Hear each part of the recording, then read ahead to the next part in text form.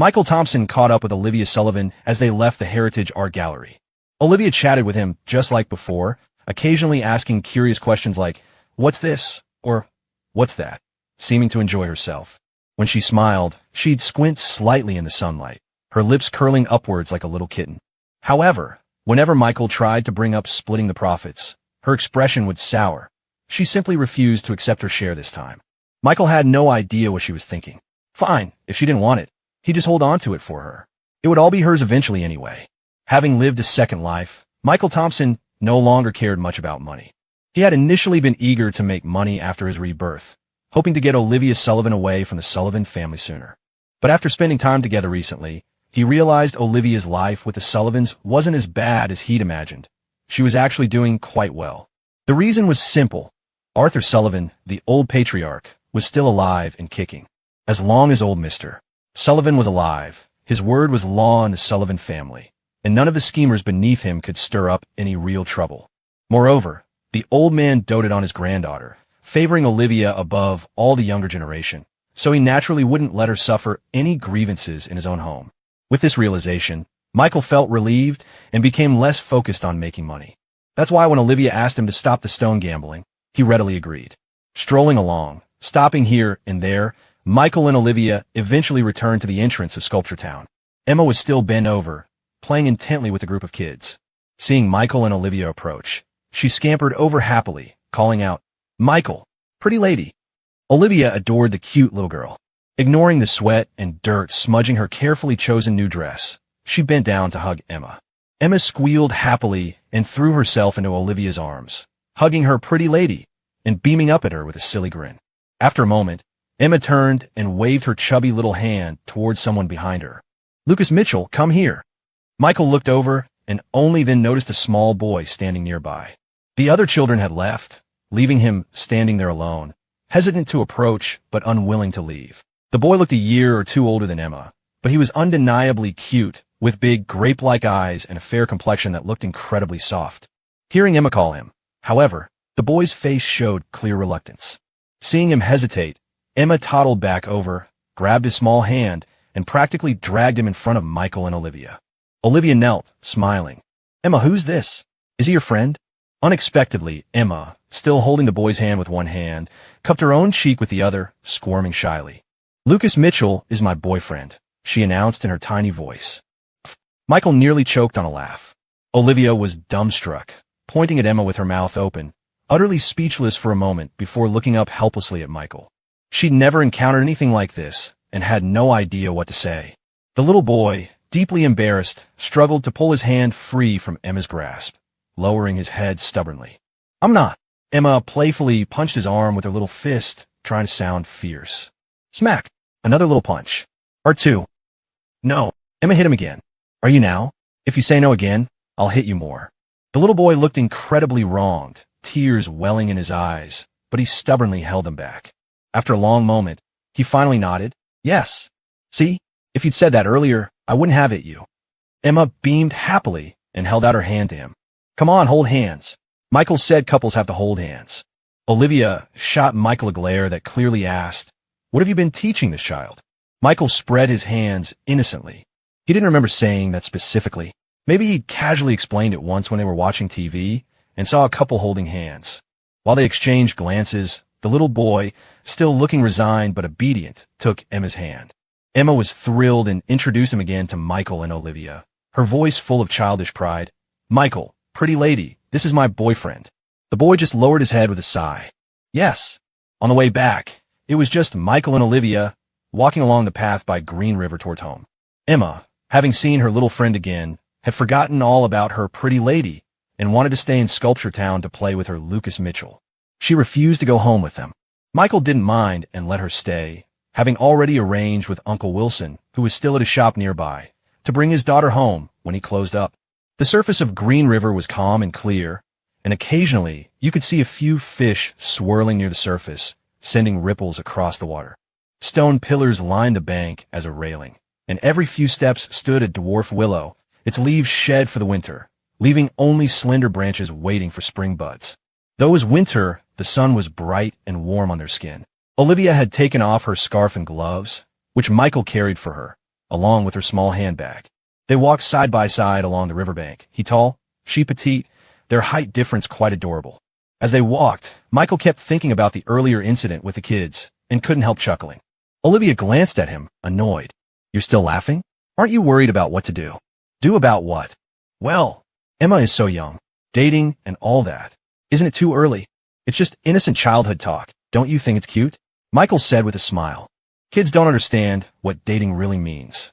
They're just playing together. It's nothing serious. He added, besides, Emma's situation is nothing. When I was little, back in kindergarten, I had a huge crush on my teacher. I thought she was so beautiful and gentle, and I decided I would definitely marry her when I grew up. Olivia didn't seem annoyed anymore, instead asking with interest, so what happened? Later, she got married. Her husband even rode his bicycle to the kindergarten gate to pick her up. I used to sneak over and let the air out of his tires. But were you always such a troublemaker? What do you mean, troublemaker? You have no idea how heartbroken I was back then. I used to hide under my covers at night and cry secretly. And then, our kindergarten got a new female teacher. She was even younger and prettier than the first one. Oh man, I felt like I'd come back to life. Unconsciously, the two, who had initially maintained some distance, drew closer and closer as they walked, until their shoulders were nearly brushing. Olivia Sullivan kept her head down, peeking at Michael Thompson's hand hanging by his side. If they were dating, they'd hold hands walking together, right? She looked away, but her own small hand slowly crept closer, closer to his. When their pinky fingers brushed, Olivia felt her breath catch, her heart pounding in her ears. Michael seemed to notice something, stopping mid-sentence and turning to look at her. Why are you standing so close to me? Olivia's face flushed instantly, her expression freezing. Am I? Yeah. Weren't you just standing over there? Michael pointed to the side. She held back for a long moment before forcing out, I'm cold. Oh, huddling for warmth, huh? Michael chuckled, referencing an old joke between them. He took the scarf he was holding and wrapped it around Olivia's neck. The sun sets fast in winter. It is getting a bit chilly now. Wear the scarf. Warmer. Olivia tilted her head up, staring blankly at Michael as he patiently tied the scarf for her. His eyes were lowered, his eyelashes long. His usual unseriousness faded, replaced by gentleness. That's how Olivia saw Michael in that moment, as if through a rose-tinted filter where everything about him was perfect. In reality, Michael wasn't trying to be gentle. He just felt he was casually helping her with the scarf. Perhaps some stirring emotion within Olivia made her interpret his careless actions differently. It wasn't until she heard Michael ask his question that she snapped back to reality, quickly lowering her head. Huh? Oh yes, much warmer. Michael shoved his hands into his pockets. Let's go then. Hurry home. Mom's making lamb stew today. Okay, Olivia murmured, her eyes fixed on his hands hidden in his pockets. Right. We're not dating, after all. When they got home and stepped into the yard, the aroma of meat hit them immediately. A wood-fired stove was set up in the yard, a large iron pot sitting on top, with a strong fire burning underneath. Michael's mouth started watering instantly. This was the only way to cook this meat. Stewing on a gas stove just wouldn't taste the same. And using a slow cooker was practically heresy. It had to be a big wood-fired stove, a big iron pot, simmered slowly over firewood for 5 or 6 hours.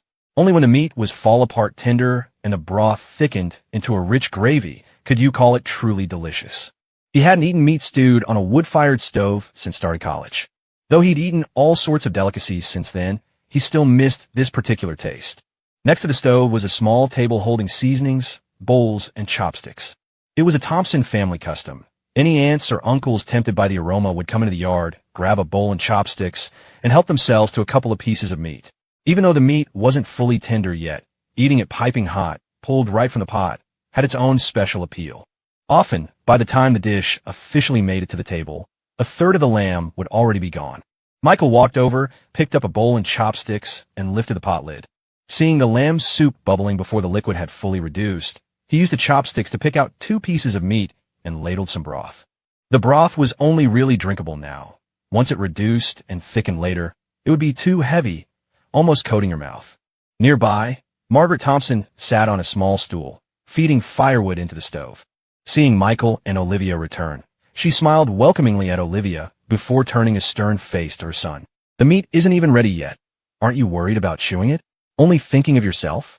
Don't you know to serve the guest first? Hey, Mom, of course I know that. I was just getting a bowl for her first, Michael said, carrying the bowl over to Olivia. Here, have some soup first to warm up your stomach. Olivia looked at the bowl he offered, feeling a bit lost. She'd never experienced anything like this. In the Sullivan family, meals weren't eaten until all the dishes were properly arranged on the dining table and everyone was seated. Sneaking a few bites from the pot while the food was still cooking would definitely get you yelled at. But the Thompson family didn't have so many rules. Michael was very casual, and Margaret Thompson didn't seem to mind either, clearly used to it. After a moment's thought, Olivia accepted the bowl of lamb soup.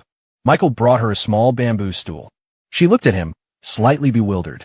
Michael realized, you're not used to eating in the yard, right? You can go inside. I'll stay out here and chat with my mom.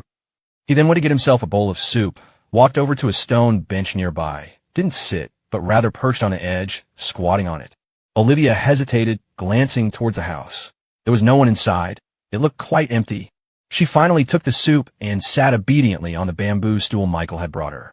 Sipping the warming lamb soup, she watched Michael laughing and chatting happily with Margaret Thompson. Michael mentioned something about Emma, and Margaret Thompson listened, letting out hearty, booming laughs. The mother and son had an easy, harmonious relationship, obvious to any observer. Olivia watched them, somewhat entranced, then silently lowered her head and continued sipping her soup. She and her own mother had never just sat and talked like that.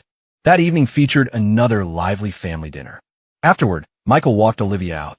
"Thank you for today," she said softly, walking on his left side. "Can I come again next time?" Michael laughed. "Well, you can't just plan on eating here every day. MMM. Olivia pressed her lips together, tentatively making a small arc with her fingers. "I can eat just a little bit." Her cautious, slightly anxious look was undeniably cute. How could anyone refuse? "Don't worry. The meal fee's already paid. $15,000, remember?" Michael teased, referring to the money Olivia had refused earlier that afternoon. "Just remember to top it up when the Sullivan family account runs out. This is a small operation we're running here. Can't afford to give credit." Olivia finally realized Michael was joking with her, feeling both annoyed and amused. As they talked, they reached the roadside. The Sullivan family car was already waiting there. Michael didn't cross, just stood on the side of the road and said to Olivia, "Okay, I'll see you off here. See you another day." "Okay." Olivia nodded and took a few steps toward the car. She stopped again, turned back to Michael, and asked, "Are you really not signing up for the holiday SAT prep class with me?" After saying this, as if afraid he'd misunderstand, she quickly added, "I mean, if two people sign up together, there's a discount." Listen to that, the great Miss Sullivan worrying about a small discount.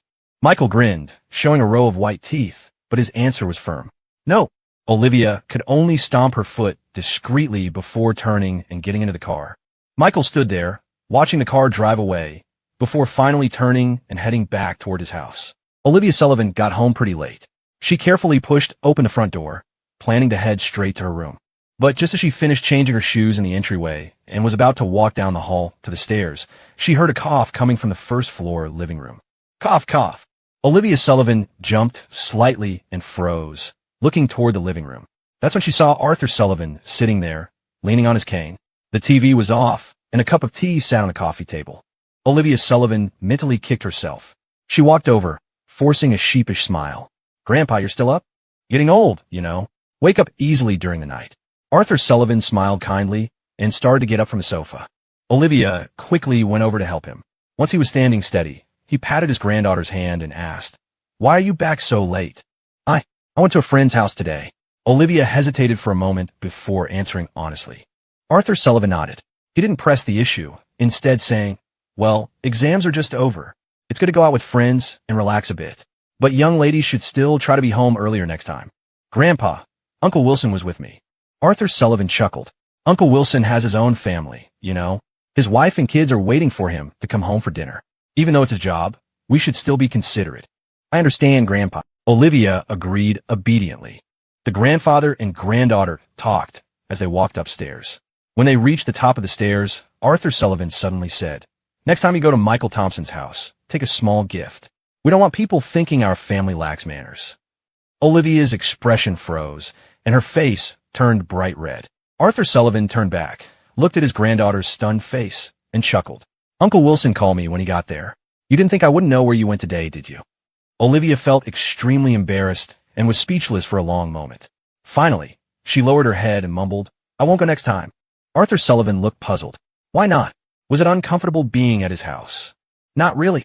Olivia was too embarrassed to admit that she actually felt more comfortable at the Thompsons' house than her own. She envied the warm, happy atmosphere of the Thompson family. Arthur Sullivan smiled. Well then, if Michael Thompson invites you over again, just go ahead graciously. But remember to bring a little something next time you visit someone's home. Olivia looked up in surprise. You don't object? Why would I object?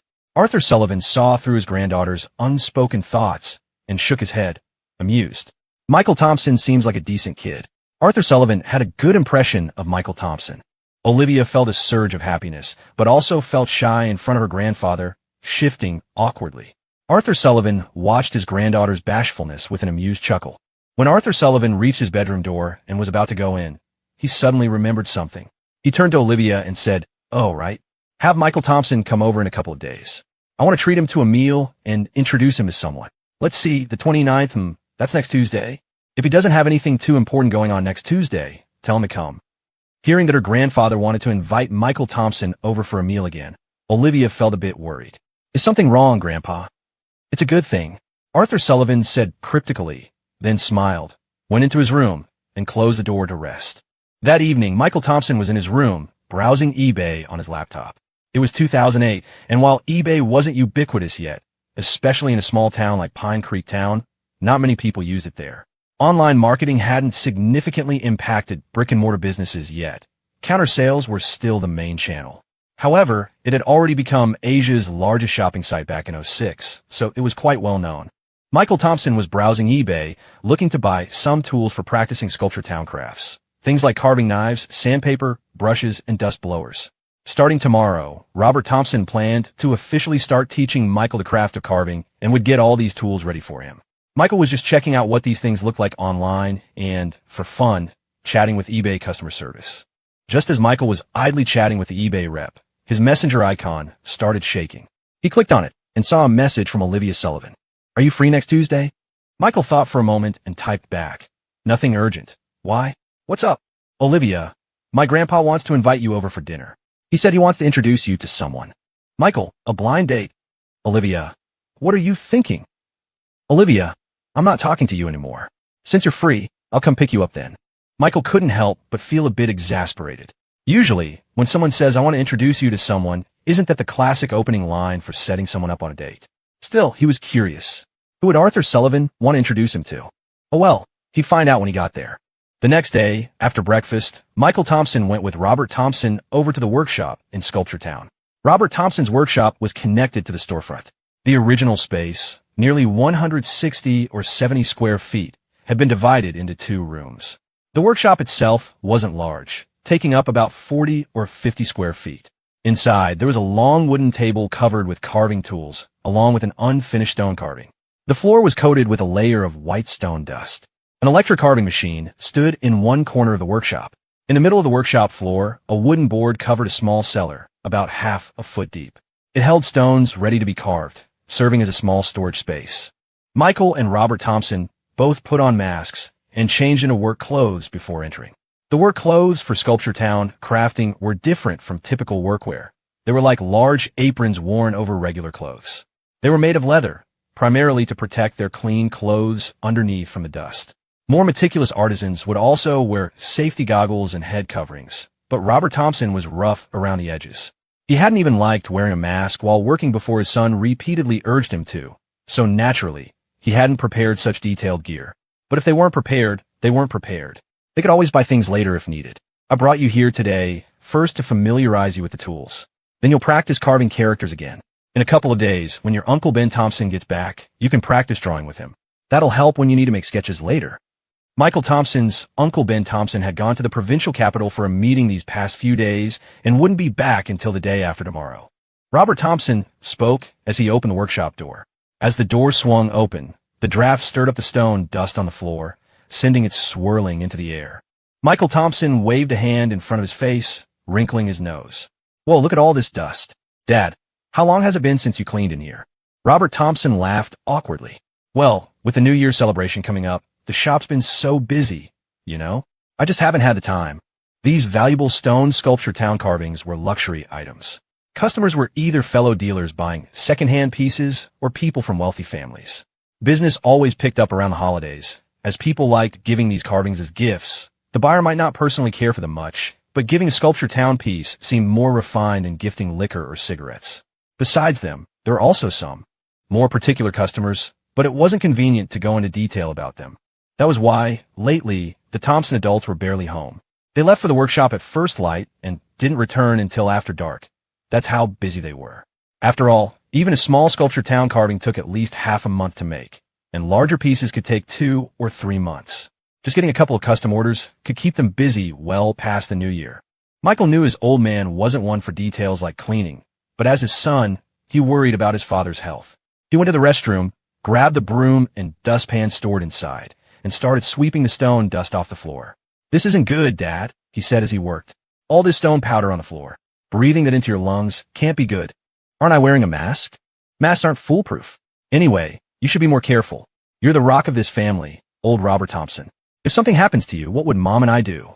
Because Robert Thompson had developed lung problems in his past life from not paying attention to these things, Michael was very insistent now, nagging him a bit more. When you finish work, taking 5 extra minutes to clean up isn't that hard. A son lecturing his father like this might offend other parents. They might retort with a stony face, "What does a kid like you know?" or even deliver a slap. But Robert Thompson was good-natured and knew his son was just concerned about his health. He didn't get annoyed at being scolded. Instead, he agreed cheerfully. He didn't stand idle either, going next door to borrow another broom and joining Michael in the cleanup. Father and son swept the floor clean, then mopped it, wiped down the workbenches with damp cloths, getting rid of all the dust, and even cleaned the windows. They gave the whole place a thorough cleaning inside and out before they were finally done. By the time they finished, over an hour had passed. Looking at the refreshed workshop, Michael felt much better. Robert Thompson brought over a small bamboo stool for him. "Here, son.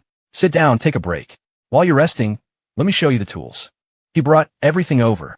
It looked like a lot, but broadly speaking, there were only a few main types: carving knives, an air blower bulb, sandpaper, superglue, a saw blade. It seemed like a lot mainly because of the variety of knives. Different stones had different hardness levels and various carving techniques. Horizontal cuts, vertical strokes, hooks, lifts, each produced different effects with specific knives. Michael actually recognized most of them. Having grown up in this family and often playing in Robert Thompson's workshop as a child, he learned a lot just by being around it. Still, Robert explained everything meticulously, listing the specific use for each tool.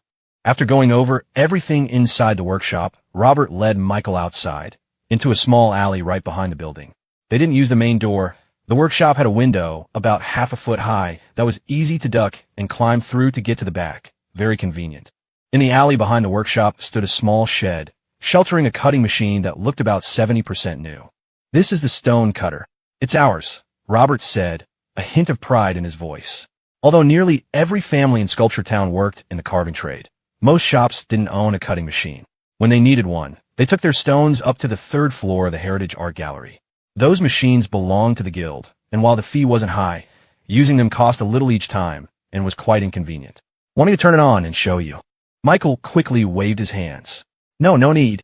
I'm nowhere near the stage where I need to use that yet." He had a healthy respect, or rather, fear, of the machine. In his past life, he'd lost a finger to it. Since he ended up making a living with his hands, the inconvenience had been incredibly frustrating. Robert figured that made sense, so he led his eldest son back through the window into the workshop. Over the next few days, Michael spent his daytime hours with Robert at the workshop. While Robert worked on customer orders, Michael stayed tucked away in a corner of the workbench, practicing his engraving. At the end of each day, both father and son would have their heads covered in white stone dust. Sometimes, if Robert worked late, they would just sleep in a small room on the 2nd floor of the shop, wake up the next morning, buy some steam buns for breakfast, and get right back to work. The days passed like this, but Michael's progress made Robert's eyes widen. Michael learned during the day, and at night, he continued his studies uninterrupted in the Systems Dream training course. Most people could maybe put in 12 hard hours of study a day max. Not him. He was effectively studying 88 hours a day, 8 hours daytime, 80 hours nighttime in the Dream course. Combined with his natural talent and intense effort, his improvement was staggering, changing noticeably day by day. Seeing this, Robert was simply stunned. My eldest son is a genius." Robert was both overjoyed and worried. He was thrilled, of course, by his son's extraordinary talent for carving, but he worried that he wasn't capable of properly shaping this uncut gem. Truthfully, When it came to stone carving, Robert knew he wasn't as skilled as his two brothers. He'd been doing this craft for 20 years and still hadn't earned his provincial master craftsman certificate. Plus, being a rather honest and reserved man, he had no experience mentoring anyone. If such a talented son was left in his hands, wouldn't his potential be wasted? He mulled it over and decided this wouldn't do. He needed to find another master for the boy. Who should it be? The best options were his own two brothers. Michael was their nephew, and they had always treated each family's children as their own. If Michael learned from his uncles, he surely wouldn't be mistreated, and there wouldn't be any issue of a master holding back techniques. The absolute best choice would be Uncle Ben Thompson. He was, after all, a national-level master of arts and crafts, renowned for his work in landscapes, flowers, and birds. His pieces had won awards in national competitions and even been featured in magazines. However, Uncle Ben rarely carved himself anymore. Nowadays, he was more of a businessman than a craftsman. He was also incredibly busy, constantly traveling all over the country. Robert felt awkward about suddenly pushing his son onto him under these circumstances. After thinking it through, he decided to approach his fourth younger brother, Benjamin Thompson. At noon, Michael Thompson and Robert Thompson were eating lunch in their shop. Margaret Thompson had prepared it earlier. The barbecue rib and vegetable soup in the thermos was still warm, but the rest of the food had cooled down and needed to be heated up in the microwave at the diner next door. While they were eating, Robert Thompson spoke to Michael, who was wolfing down his rice. "Son, this afternoon, go over to your uncle's shop." "Okay, but why?" Michael didn't think much of it, asking casually as he picked up some vegetables. "I plan to send you over to your uncle's place. From now on, you'll learn from him." Robert Thompson revealed his plan. Caught off guard by the news, Michael choked and coughed, covering his mouth just in time to stop rice from spraying out. After managing to wash the food down with some soup, he asked, puzzled, "Dad, why send me to Uncle Ben Thompson all of a sudden? Can't I just keep learning from you?" Michael wasn't actually too concerned about how well Robert taught, as he mostly learned through the training sessions in his system's Dreamscape. While his system couldn't grant him superpowers or make him rich overnight, it was exceptionally competent as a learning tool. If it could be marketed, Step Up King wouldn't stand a chance. But Michael couldn't tell his dad about this, and naturally, Robert wanted to find a better teacher for Michael. Initially, Robert had thought Michael's interest was just a fleeting holiday whim, expecting him to tire of it after a couple of days. But seeing Michael spend entire days in the shop with him without his enthusiasm waning in the slightest, Robert realized he genuinely loved the craft, coupled with his exceptional talent. How could Robert not consider other options? He wouldn't feel comfortable entrusting Michael to just anyone, but he had absolute confidence in his own brother. Robert wasn't a man of many words. Though his mind was full of thoughts, he couldn't express them easily to his son. He simply said gruffly, "Your Uncle Ben Thompson is better at teaching apprentices than I am. I'll feel better if you learn from him. Okay, eat up. I'll take you over after lunch." Seeing his father had made up his mind, Michael didn't argue further and continued eating quietly. After finishing, Robert cleared away the lunch containers, and father and son left their shop to head over to Uncle Ben Thompson's place. Robert's shop was in the innermost row of Sculpture Town, while Uncle Ben Thompson's was the second shop on the right near the entrance. The distance wasn't great. Although Sculpture Town had town in its name, it was about the size of a typical residential neighborhood. It only took a few minutes to walk there. As Michael arrived at his Uncle Ben Thompson's shop in trance, a girl was polishing several stone seals. She looked about 18 or 19, her hair tied back neatly in a ponytail for work. She had delicate features, though a red birthmark on her forehead was partially hidden by her slanted bangs, still faintly visible. She sat on a stool in front of a large basin half filled with water. A slanted board rested in the basin, and the greenstone seals were placed on it as she carefully polished them with sandpaper. Michael didn't know her name, but seeing her setup, he figured she must be Uncle Ben Thompson's apprentice. The girl noticed him approaching and looked up, seeing Robert and his son. She grinned. "Uncle Robert, you're here." "Yeah," Robert nodded, then whispered to Michael, "This is your aunt's niece, Lily Thompson. She's 2 years older than you. Learning from your uncle now." Michael understood immediately and greeted her, "Hi, cousin." Lily Thompson smiled. "Is this the young master?" Michael chuckled and waved his hands dismissively. "Nobody really says that anymore. Besides, our families are close relatives. You can call me cousin, or just use my name or nickname. That's fine." Lily Thompson laughed openly. "All right, then you can just call me by my name too." Michael shook his head. "That wouldn't be right. I'm calling you cousin now, but in a little while, I might have to call you senior apprentice." After they chatted for a moment, Robert asked, "Is Ben in the shop?" "Uncle Ben's inside. Go on in. I'll get you some tea, Lily Thompson said, standing up and wiping her wet hands on her clothes under her leatherwork apron without a second thought. The apron couldn't absorb water. Robert smiled and waved her off. No need. You carry on with your work. Entering the shop, Michael saw his uncle Ben Thompson scolding someone. Is this your first day? It's your third year, and you still can't carve a plum blossom? Look at this mess. Benjamin Thompson was reprimanding a young man in his early 20s with a buzz cut, who was quite tall and sturdy.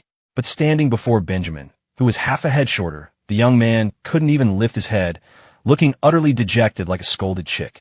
However, when Benjamin saw Michael and his father enter, his expression immediately switched to a smile. Third brother, Michael, you're here. Sit down, sit down. Robert said, I won't sit.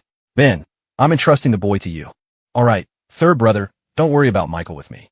I'll treat him like my own son, Benjamin Thompson promised, patting his chest. Robert went back to his own shop, while Michael sat down in his uncle's place. After a short wait, his uncle came over and poured him a cup of coffee. Michael, you young people like coffee, right? A customer gave me a jar the other day, but I'm not used to drinking it. Take it home with you later. Okay, I won't be polite then. Michael accepted with a smile, taking the coffee cup. Benjamin Thompson sat down too. Your dad told you, right? You'll be learning from me from now on. But you're different from them. You can only come during holidays. Michael teased. Does that mean I don't have to do 2 years of unpaid work for you, Uncle? Benjamin Thompson rolled his eyes. Would I really make you work for free? According to the trade tradition, after choosing a master, an apprentice had to spend 2 years learning, 2 years working without pay, and 2 years helping out with pay, totaling 6 years before. Of course, Michael was Benjamin Thompson's nephew whom he had watched grow up. Naturally, he wouldn't hold him strictly to these terms and would undoubtedly teach him wholeheartedly. From that day on, Michael began to settle down and learn the craft diligently from Benjamin Thompson, while also counting down the days until the turkey dinner at the Sullivan family's house. The day before the Sullivan dinner, however, Olivia Sullivan came looking for him again. That day, the buzzing sound of the electric carving machine filled Robert Thompson's shop. Michael had been making rapid progress lately, but was still practicing carving characters. Although he was a fast learner, character carving was a skill easy to pick up but difficult to master. He first had to practice the 7,000 simplified characters, then move on to seal script. After mastering seal script, he still needed to learn various historical calligraphy styles, like the Ouyang, Yin, Lu, and Zhao scripts. Mastering even one style was enough to make a living, but during the apprenticeship phase, exposure was key, requiring learning a bit of everything. While Michael was engrossed in carving characters, he heard someone call from outside.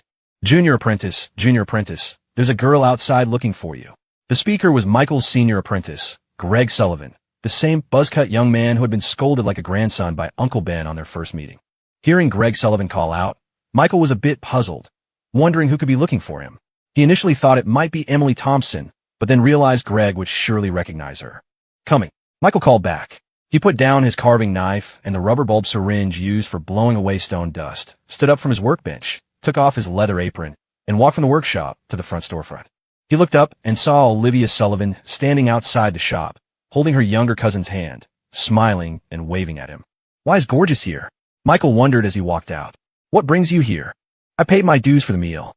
Olivia Sullivan replied with righteous indignation, then looked at him, her eyes curving into crescents as she smiled.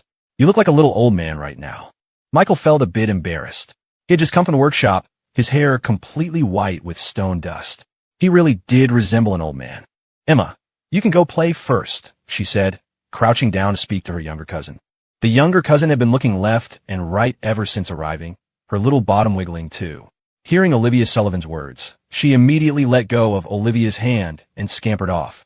Michael saw the direction she headed and knew she was off to find her Lucas Mitchell. It seemed the little girl preferred her little boyfriend over her pretty older cousin. Olivia Sullivan walked towards Michael, raising her hand as if to reach his head. When she couldn't, she stood on her tiptoes, but being too short, she still couldn't reach. She pouted, could you bend down a little? Michael naturally obliged her small request. He brought over 2 bamboo stools from the shop entrance, giving one to Olivia and sitting on the other himself. Olivia pulled her stool closer to Michael's, sat down, leaned forward, and carefully patted the stone dust from his hair. The falling dust landed on her pretty dress. Michael noticed and tried to straighten up. Stop it, you'll get your dress dirty. If it gets dirty, you can just buy me a new one, Olivia Sullivan said with a smile, but her hand firmly pressed his head down, preventing him from getting up. Having spent more time with Michael, she had lost the initial shyness and reserve she felt around him and occasionally joked around. Michael smiled back. All right, deal. Tomorrow, after the turkey dinner at your place, I'll take you shopping and buy you a new dress to make it up to you. Then it's settled. Olivia Sullivan pointed her finger at him. Cross your heart if you back out. Should we pinky swear on it? Yes. And seal it, Olivia Sullivan said, extending her pinky finger. Michael hooked his pinky around hers, and then they pressed their thumbs together to seal the deal. After doing this, her face flushed slightly red, and she lowered her head with a bashful smile. I went to your house just now, but Margaret Thompson said you weren't home, that you were over here, so I came looking. Michael asked, why did you come over today? Just to freeload another meal. I paid my meal fee, Olivia Sullivan retorted, pouting a little, slightly indignant. Michael teased, why don't you just move into my house? The tips of Olivia Sullivan's ears turned red. But contrary to what Michael expected, she didn't refute it, merely changing the subject abruptly. I actually had a reason for finding you today. It wasn't for nothing. Michael was slightly taken aback by her abrupt topic change, thinking, Gorgeous's reaction. Could it be she already likes me? I knew she had a crush on me in high school. He suddenly felt overjoyed. Olivia Sullivan, however, heard his inner thoughts and felt both shy and mortified. Have I been too forward? I clearly didn't plan on revealing anything to Michael Thompson in high school. Maybe I should relax the boundaries a little. No, what am I thinking? Olivia felt even more embarrassed by her own thoughts. She mumbled under her breath, blockhead. Unexpectedly, Michael responded, what? His response made both of them freeze for a moment. Oops, I thought Gorgeous was calling me. But Gorgeous hadn't given me that pet name yet at this point. Olivia, however, looked like she had an epiphany. So, my future self also thinks Michael Thompson is a blockhead. As expected of me, great minds think alike. Michael quickly said, so, what did you come here for today? Olivia finally remembered her purpose for the visit. She rummaged through the small bag she carried and took out 2 tickets. Claire Evans came to hang out today and gave me 2 tickets to Ark Amusement Park for the day after tomorrow. She asked me to invite you. Michael's eyes widened. She asked you to invite me? Olivia nodded, then whispered, I think she wants to invite Jake Wilson but is too shy to say it. So, she wants you to bring Jake along. I saw she had 4 tickets when she gave them to me. This reasoning sounded plausible and convinced Michael. Olivia asked softly, so are you going? Yeah, why not? Playing wingman. I'm great at that. Michael grinned mischievously. And since she gave us Ark Amusement Park tickets, we should give her something in return. Tomorrow, after the turkey dinner at your place, we can go to the mall together, and I can buy you that new dress too. Just follow my lead then. Anyone familiar with Michael Thompson would know from his grin that he was scheming something. Olivia nodded obediently. Okay, I'll listen to you. With the main business concluded, she resumed picking the tiny stone particles from Michael's hair. Just then, Lily Thompson's loud voice came from inside the shop. Junior apprentice, why did you run? She came out while speaking and happened to see the 2 sitting face to face by the shop entrance. From her angle, it looked like they were kissing. She immediately covered her mouth, bowed an apology, and quickly ducked back inside. Sorry, my bad. Didn't mean to interrupt. Michael and Olivia looked at each other, bewildered by what their ditzy senior apprentice/cousin was up to. A moment later, Lily Thompson poked her head out again, still covering her mouth with a shocked expression, and whispered, Don't do it at the shop entrance. Too many people walk by. Go to the back alley to kiss, fewer people there. Since Olivia Sullivan had arrived, Michael Thompson let the folks at the diner know he was leaving and headed out. On the way, Olivia Sullivan kept her head down, fidgeting awkwardly and not saying a word. Lily Thompson's unexpected appearance earlier had left her feeling shy ever since. Michael Thompson took Olivia Sullivan back to his place first, where he showered and changed his clothes. When he came downstairs, he found Margaret Thompson holding Olivia Sullivan's hand, both sitting on the living room sofa, laughing and chatting about something. Hey, Mom, what are you 2 talking about? Michael Thompson perched on the armrest next to Margaret Thompson, rubbing his still damp hair with a towel. Margaret Thompson beamed, pulling an outfit out of a bag by her feet. Look what Olivia got me. Isn't it lovely? She held it up by the shoulders against herself, her expression absolutely radiant. Michael Thompson reached over to take a look. The tag was gone, but he recognized the brand. It was a fairly exclusive designer label. The outfit probably cost $1,000 or $2,000. He smiled.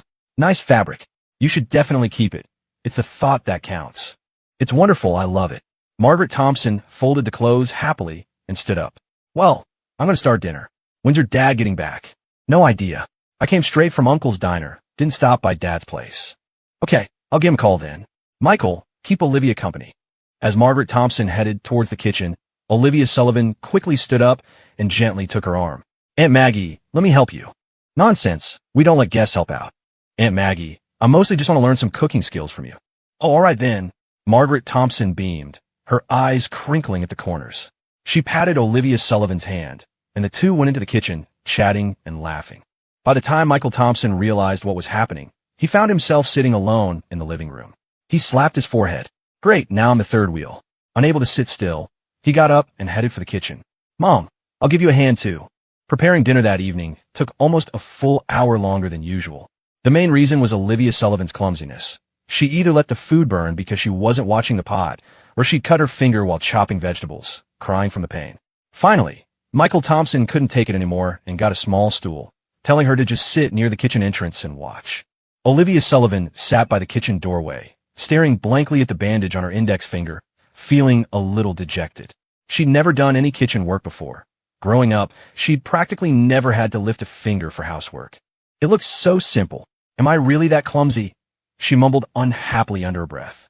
Michael Thompson, who was busy chopping vegetables nearby, overheard her. You shouldn't say that about yourself, he teased. At least your self-awareness is spot on. He even showed off his knife skills, swiftly slicing cucumber into perfect, uniform shreds. Seeing her son teasing Olivia, Margaret Thompson pinched his arm. Be nice, she scolded. After chiding Michael, her expression softened immediately as she turned back to Olivia. Don't worry about it, sweetie. It's always like this the first time you cook. You should come over more often, and Aunt Maggie will teach you slowly. Olivia Sullivan nodded meekly, still looking a bit pitiful. Okay.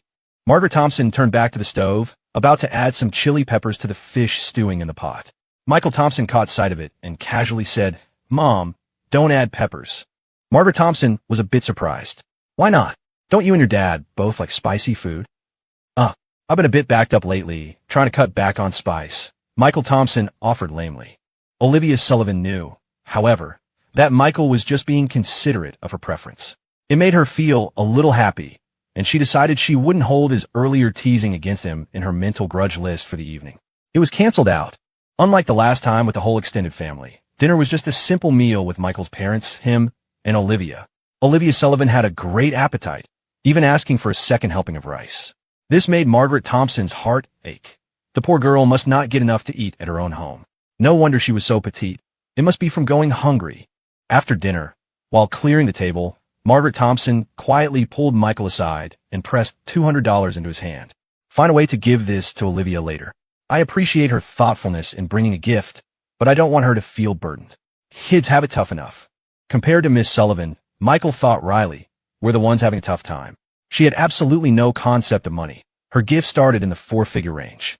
This $200 wouldn't even cover a fraction of that outfit's cost. But he had already painted this picture for his mom of Olivia having a difficult, unfortunate life, so he couldn't exactly correct her now. Margaret Thompson firmly pushed the money into his hand. Don't you dare keep this, she said sternly. It's for Olivia. Even if she doesn't want to take the cash, find a way to spend it on her. Buy her some shoes or clothes, something nice. If it's not enough, tell me, and I'll give you more. Michael sighed. Mom, she's really not that bad off. Haven't you noticed she wears a different outfit every time she comes over? Well, of course, she'd dress up nicely to visit us. Maybe those are the only two nice outfits she has, Margaret Thompson countered, her face clouded with worry. I know how these things go. That's how it was at my parents' house. They favor the boys. When I was little, your uncles got to go to school, while I had to stay home, cut grass for the pigs, and do farm chores. I always got the worst food and clothes. You have no idea how skinny I was when I married your dad. Malnourished, that's what I was. Michael chuckled. Well, Dad certainly treated you right, feeding you up so nicely. Margaret laughed too. Now that life is better, you have to make up for lost time, right? Anyway, Olivia's waiting for you in the living room. It's late, go walk her home. Okay, I'll walk her right to her door. Don't worry. When Michael Thompson escorted Olivia Sullivan out, her hands were full. She held a smoked duck in her left hand, and her right hand carried strings of smoked chicken legs and wings, with another string of sausages hooked around her little finger. These were all Thompson family specialties, homemade cured and smoked meats. Olivia hadn't wanted to take them, but she couldn't refuse Margaret Thompson's enthusiastic insistence. Margaret had pressed them into her hands, patting her shoulder and saying earnestly, No matter how hard life gets, you have to eat well.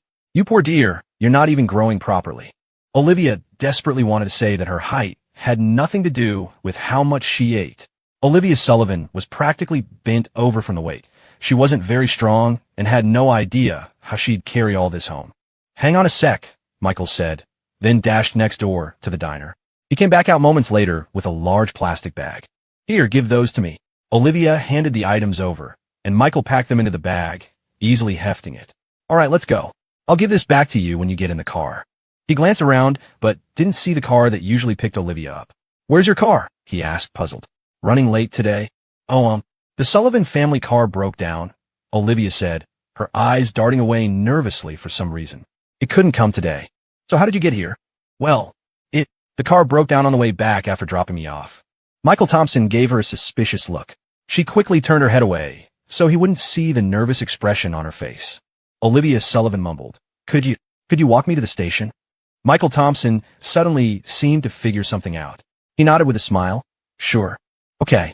Her eyes crinkled, a small smile touching her lips. The bus station in Pine Creek Town was downtown, right next to Pine Creek Elementary School. Across from the elementary school was a noodle shop that had been there for decades and was really good. Michael Thompson would occasionally come here for noodles when he had free time, maybe grab some marinated snacks to go with it, and call a meal. There were a few other restaurants and barbecue joints nearby. Pine Creek Town was still pretty lively back at 08. But after 12, most of these places closed down, one after another. Only the old noodle shop remained standing. Under the streetlights, Michael Thompson and Olivia Sullivan walked side by side. He was tall and had a long stride, so he slowed his pace a bit. Olivia Sullivan walked with her hands behind her back, head down, kicking pebbles on the ground like a little kid. The bustling sounds from a nearby shop caught her attention. She turned her head to look, smiling as she said, Wow, this little town is so busy. That's because Pine Creek Town is big on stone carving.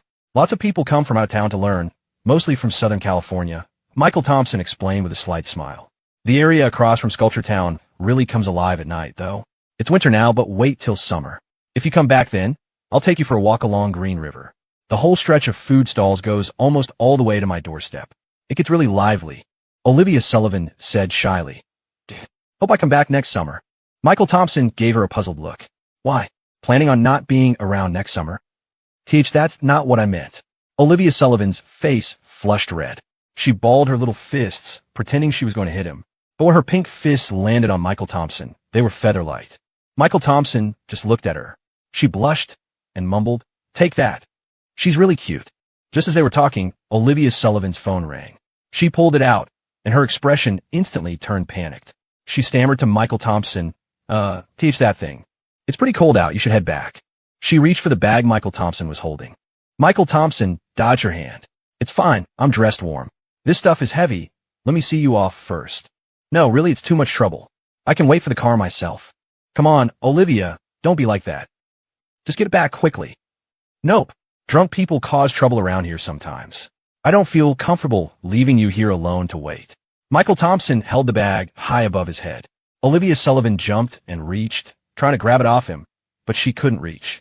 She felt both annoyed and anxious. While they were messing around, a car drove up nearby and stopped, honking twice, beep beep. The moment Olivia Sullivan saw the car, she covered her face in embarrassment and crouched down, groaning in frustration. Michael Thompson pointed at the car, then asked the crouching Olivia Sullivan, That's your family's car, right? Didn't you say your car broke down? So little Olivia tells fibs too, huh? Bad girl. I didn't lie. Olivia Sullivan stood up, her face as red as an apple, still trying stubbornly to argue. We have more than one car. Subtle way to brag. I'm impressed, Michael Thompson said, looking infuriatingly smug. Then he added, But isn't this the car that usually takes you to and from school? I even recognize the license plate. Olivia Sullivan's eyes darted around nervously. Well, the car that dropped me off was the other one. Michael Thompson nodded. Okay then. I guess I'll go ask the neighbors later what car was parked in front of their house this afternoon. Olivia Sullivan quickly grabbed Michael Thompson's sleeve, anxious and annoyed. Don't bother them over something so small. That's not nice. Really, it isn't. Seeing how worked up she was, Michael Thompson couldn't help but laugh and drop the subject. All right. Let's get you to your car first. Olivia Sullivan walked towards the car. As she opened the door and started to get in, She turned back, still worried, pointing a finger at Michael Thompson and giving him a stern warning. Don't you dare bother the neighbors over this little thing, okay? She tried hard to look serious, but with her cute, childlike face, she only managed to look adorably fierce. Okay, I got it. Michael Thompson nudged her into the car, handed her the bag of smoked meat, and leaned against the car door, not closing it right away. Olivia Sullivan asked a little shyly, Is there something else you wanted to say to me? Actually, there's one thing. Michael Thompson bent down, brightened his phone screen, and held it in front of Olivia Sullivan. The last bus to the city runs at 7:30. Next time you lie, try to come up with a better excuse, my little Olivia. Olivia Sullivan stared at the phone displaying 8:01 p.m., her mouth slightly open, looking stunned. She'd never taken a bus. She really hadn't known. Seeing her frozen look, Michael Thompson smiled and waved. Well, see you tomorrow. The car door closed softly, and the car slowly drove away, leaving Pine Creek Town. Olivia Sullivan barely remembered the drive home. Her head felt fuzzy.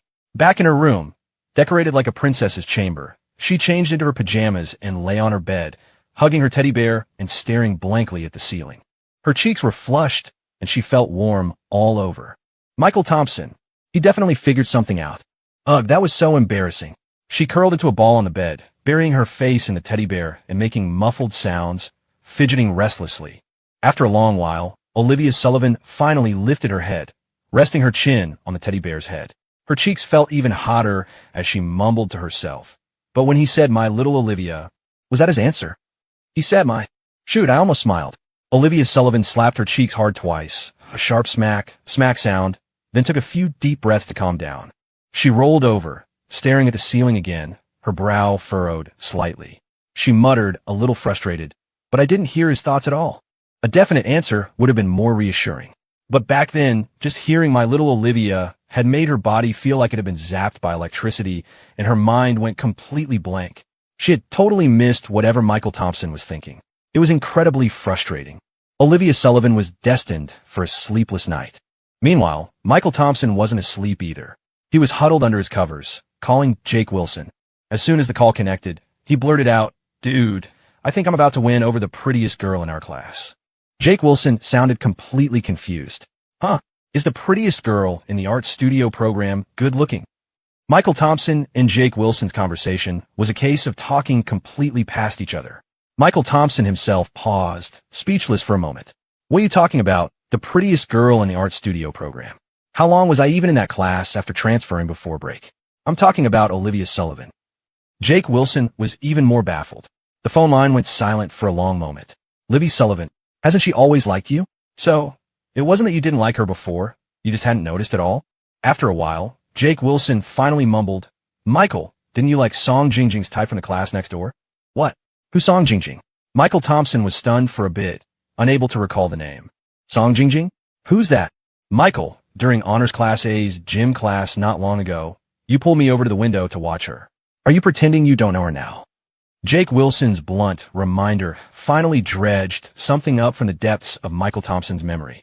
He recalled that back in high school, there was indeed a girl in the class next door who, while not stunningly beautiful, had an absolutely killer figure. When she wore a short-sleeved shirt in the summer, it seemed to hang slightly away from her tiny, slim waist. Michael Thompson liked girls with good figures, and like any teenage boy, he'd had his share of fantasies back then. But ultimately, he'd forgotten about her almost immediately. Since coming back, he only had eyes for Olivia Sullivan. How could he remember some girl with a great body from the next class over? It was only Jake Wilson's comment that made him vaguely recall someone like that might have existed. But what did she look like exactly? What was her name? Sorry, he really couldn't remember. On the other end of the line, Jake Wilson said wonderingly, I thought you weren't interested in someone like Livy Sullivan at all. Fatty, what kind of attitude is that? Michael Thompson rebuked sharply, startling Jake Wilson. How can you judge people by their looks? By their figure? We need to discover their inner beauty, understand? Inner beauty. Jake Wilson was speechless. Olivia Sullivan was the acknowledged beauty of Oakwood High, and you need to discover her inner beauty? So you get to say whatever sounds good, and I end up being the bad guy. Dude, watch your mouth. Michael Thompson then asked, By the way, are you free tomorrow? I'm helping at the store every day. So you're just loafing around? No. How is minding the store? All right, come out tomorrow. Meet me at the entrance of Ark Amusement Park at 10 in the morning. Michael Thompson didn't stand on ceremony with Jake Wilson, adding after his instruction, "Hanging up now. Shallow person. TCH. Beep beep."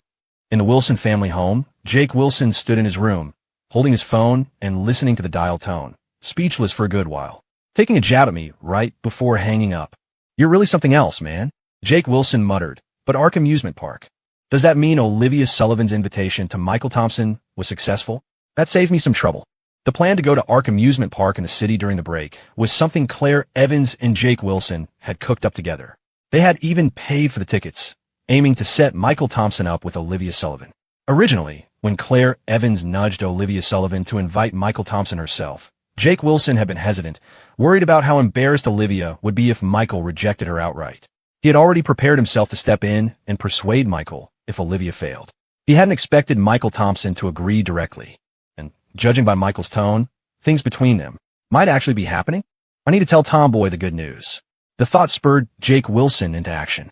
He quickly grabbed his phone again and called Claire Evans. "Hey, Tomboy." "No, I'm not insulting you. I have good news." "Hey, why are you yelling at me?" The next day, Michael Thompson cleaned himself up nicely, looking sharp in front of the mirror. "Yeah, looking good," he nodded in satisfaction, just as he heard Uncle Ben Thompson calling from downstairs. "Michael, are you ready?" "Coming right down." Michael Thompson yelled back, then grabbed the suit bag hanging on a nearby chair and went downstairs. Today, Uncle Ben Thompson had to go into the city anyway to collect end-of-year payments from the clothing wholesale market, so he was giving Michael Thompson a ride. Once they were in the car, Uncle Ben Thompson asked with a smile, "Dressed so sharp? Got a date with a girl?" Michael Thompson puffed up his chest. "Of course. With your nephew looking like this, what girl wouldn't fall for me? I'll take a stroll, and by the time I get home, I'll have brought back a dozen potential nieces-in-law for you to help me choose from." Uncle Ben Thompson roared with laughter. "All right, don't get carried away. You bring back a dozen? Look at your dad. Hasn't Margaret Thompson had him wrapped around her finger his whole life? I bet you'll be afraid of your wife, too, someday." Michael Thompson wasn't happy. "Uncle, that's the pot calling the kettle black. You're talking about Dad? What about that time Aunt found out about your stock market adventures? That night, I was sleeping in my room and I heard." Uncle Ben Thompson's face flushed red. He reached out and ruffled his nephew's hair, laughing as he scolded. "Get out of here! Get out of here! Whose fault was that anyway? You have the nerve to bring that up? I spoiled you for nothing all these years. I didn't cause you any trouble. I saved you. Haven't you seen the news lately? How many people have jumped off buildings because of the stock market? They probably have to queue up for the rooftop. If you hadn't pulled out in time, you'd have had to take a number, which might have been okay. Actually, you probably wouldn't have gotten your turn until after the new year. So at least you could have celebrated that. You little rascal. Anyway, that's a separate issue. And I have to say it again, I'm not afraid of my wife. I cherish my wife. Right, we Thompson men all cherish our wives. It's called family honor." The uncle and nephew chatted and laughed, and the hour-plus drive passed quickly. Finally, the car stopped in front of Ark Amusement Park in the city. Before Michael got out, Uncle Ben Thompson insisted on stuffing $1,000 into his hand, telling him to treat the young lady to something nice. He must have heard Margaret Thompson's rumors and thought the girl Michael was meeting was in dire straits. Michael Thompson didn't act coy. He grinned, took the money, said goodbye to his uncle, and got out of the car. When Michael Thompson reached the entrance of Ark Amusement Park, he saw Olivia Sullivan already standing there, on her tiptoes, looking around anxiously.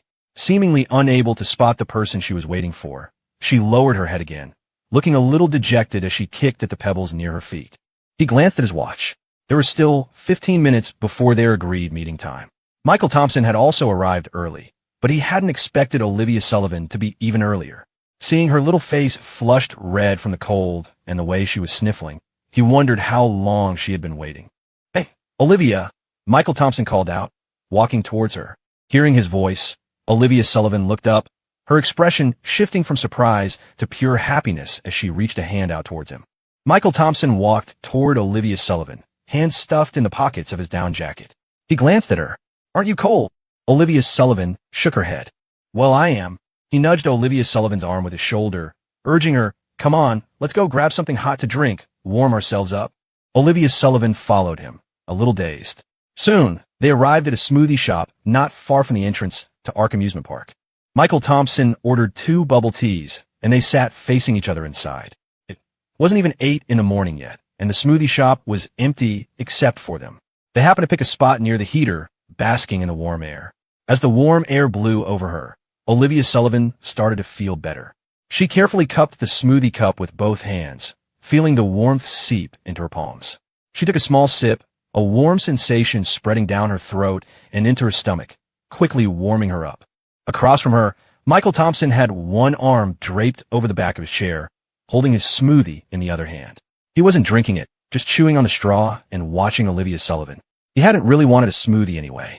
Seriously, waiting outside for so long in this cold? Isn't that dumb? She could have just waited inside any shop. Michael Thompson's thoughts echoed in Olivia Sullivan's mind.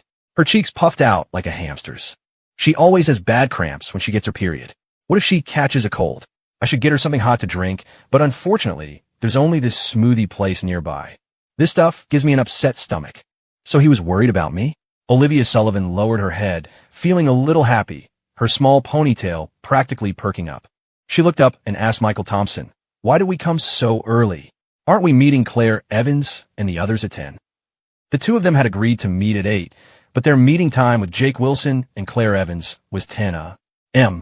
Michael Thompson casually put down his smoothie and replied, "You forgot. We're not just here to hang out today." Olivia Sullivan immediately understood. "You mean Claire Evans and Jake Wilson?" Since we're helping, we might as well go all the way." Michael Thompson leaned forward, closer to Olivia Sullivan, and said with a smile, "With things like this, even though Claire Evans is such a tomboy." Olivia Sullivan pouted, defending her best friend. "Don't talk about Claire Evans like that." All right, Ms. Evans then. Even though she's outgoing and takes initiative, she even got the Ark amusement park tickets for today. It's still better for the guy to make the first move in these situations. But Jake's shy. Counting on him to make something happen is probably a long shot. Michael Thompson smacked his lips a couple of times and continued, "So we need to give him a push." Olivia Sullivan's curiosity was piqued. She leaned in closer too. "Ow, just follow my lead later. First, let's grab a cab to the mall." Michael Thompson already had a plan, speaking with confidence. Olivia Sullivan didn't ask any more questions.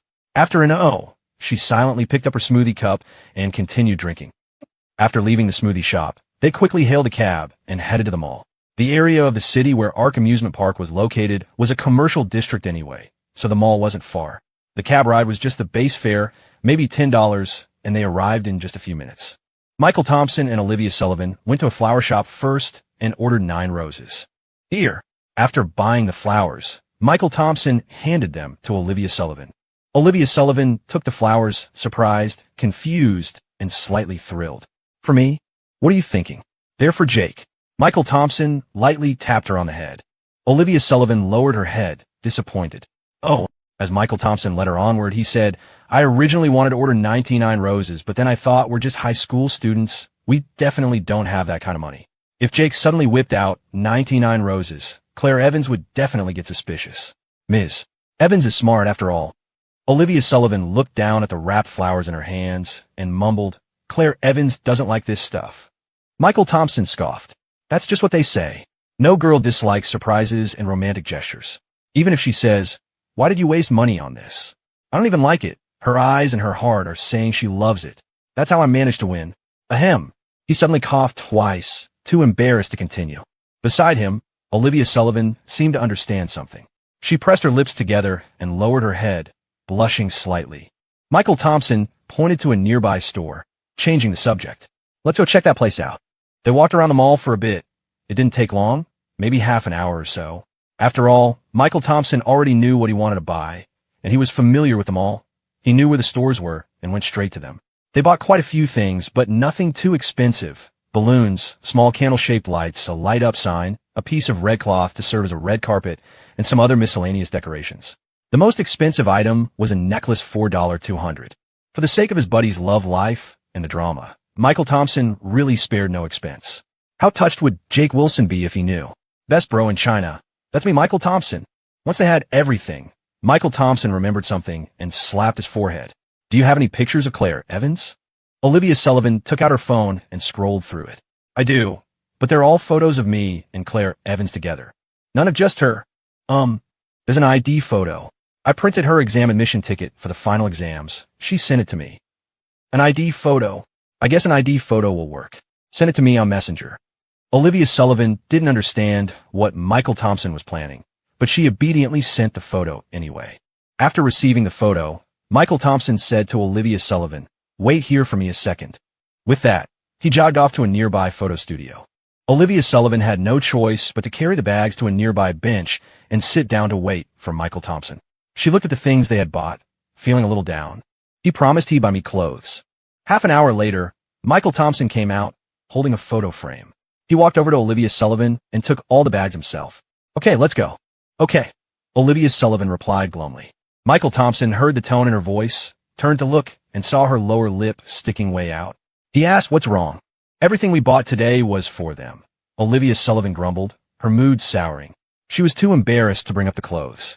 Michael Thompson suddenly clapped his hands, pretending he'd just remembered. "All right, I still owe you an outfit, don't I?" He walked over to face Olivia Sullivan, bending down slightly to meet her eyes. "I haven't forgotten. But isn't your birthday coming up after the new year? I was thinking of giving it to you as a birthday present." Olivia Sullivan finally looked up, asking uncertainly, "Really?" "Of course. And I promise it'll be special. Something you can't buy in a store."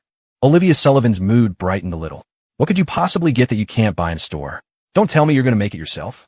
Michael Thompson just smiled and didn't say anything. Olivia Sullivan was somewhat satisfied with Michael Thompson's answer. He hadn't forgotten. He just wanted to give it to her on a more important day.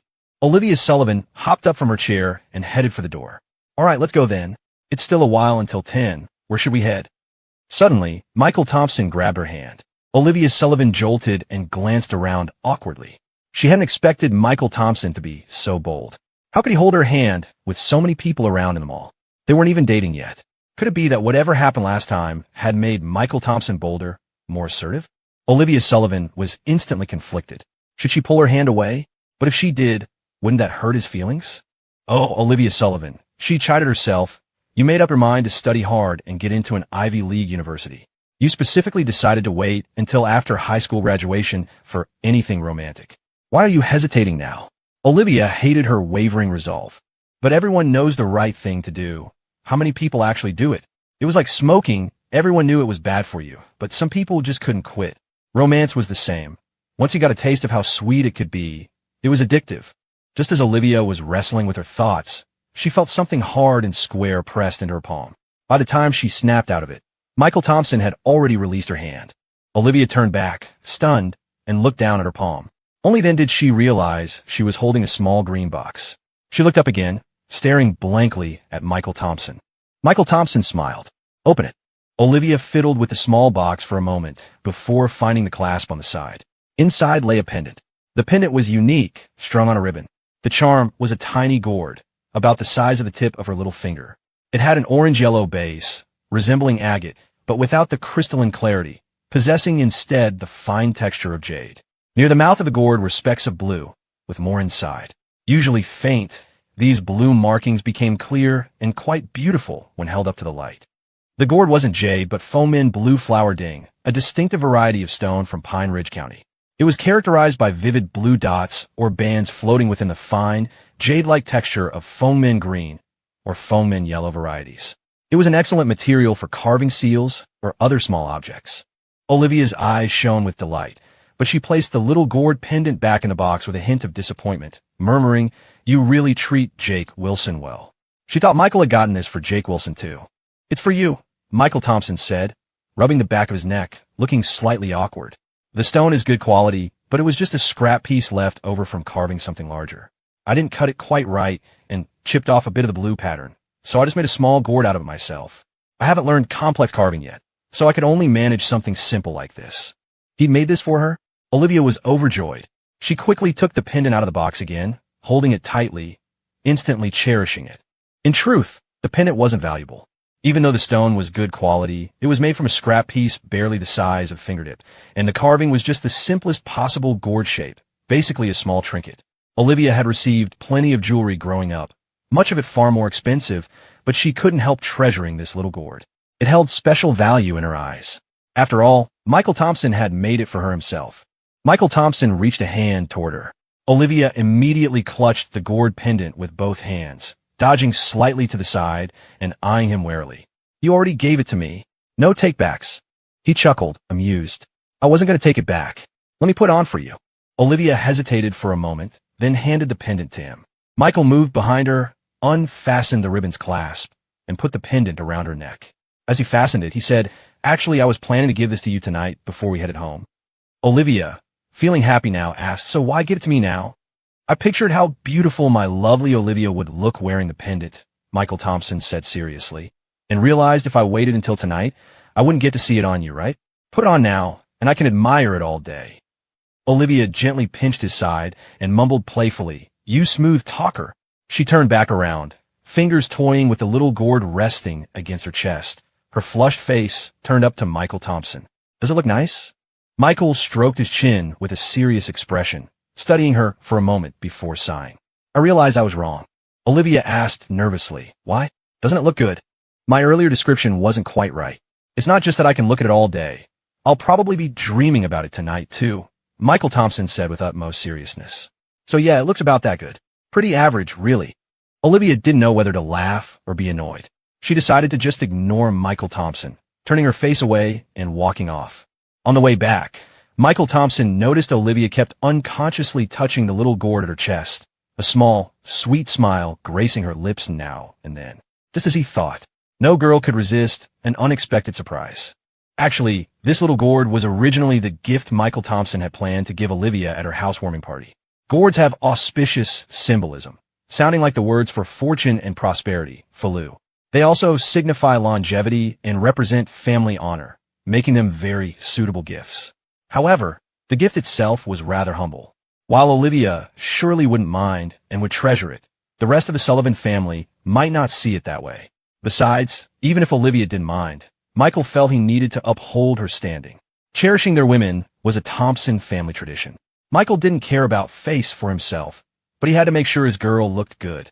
That's why Michael Thompson planned to give her a different, special gift at Olivia's housewarming party. One guaranteed to make her the most dazzling person there. "No one outshines my gorgeous girl." JPG. Olivia Sullivan's and Michael Thompson's birthdays were actually quite close.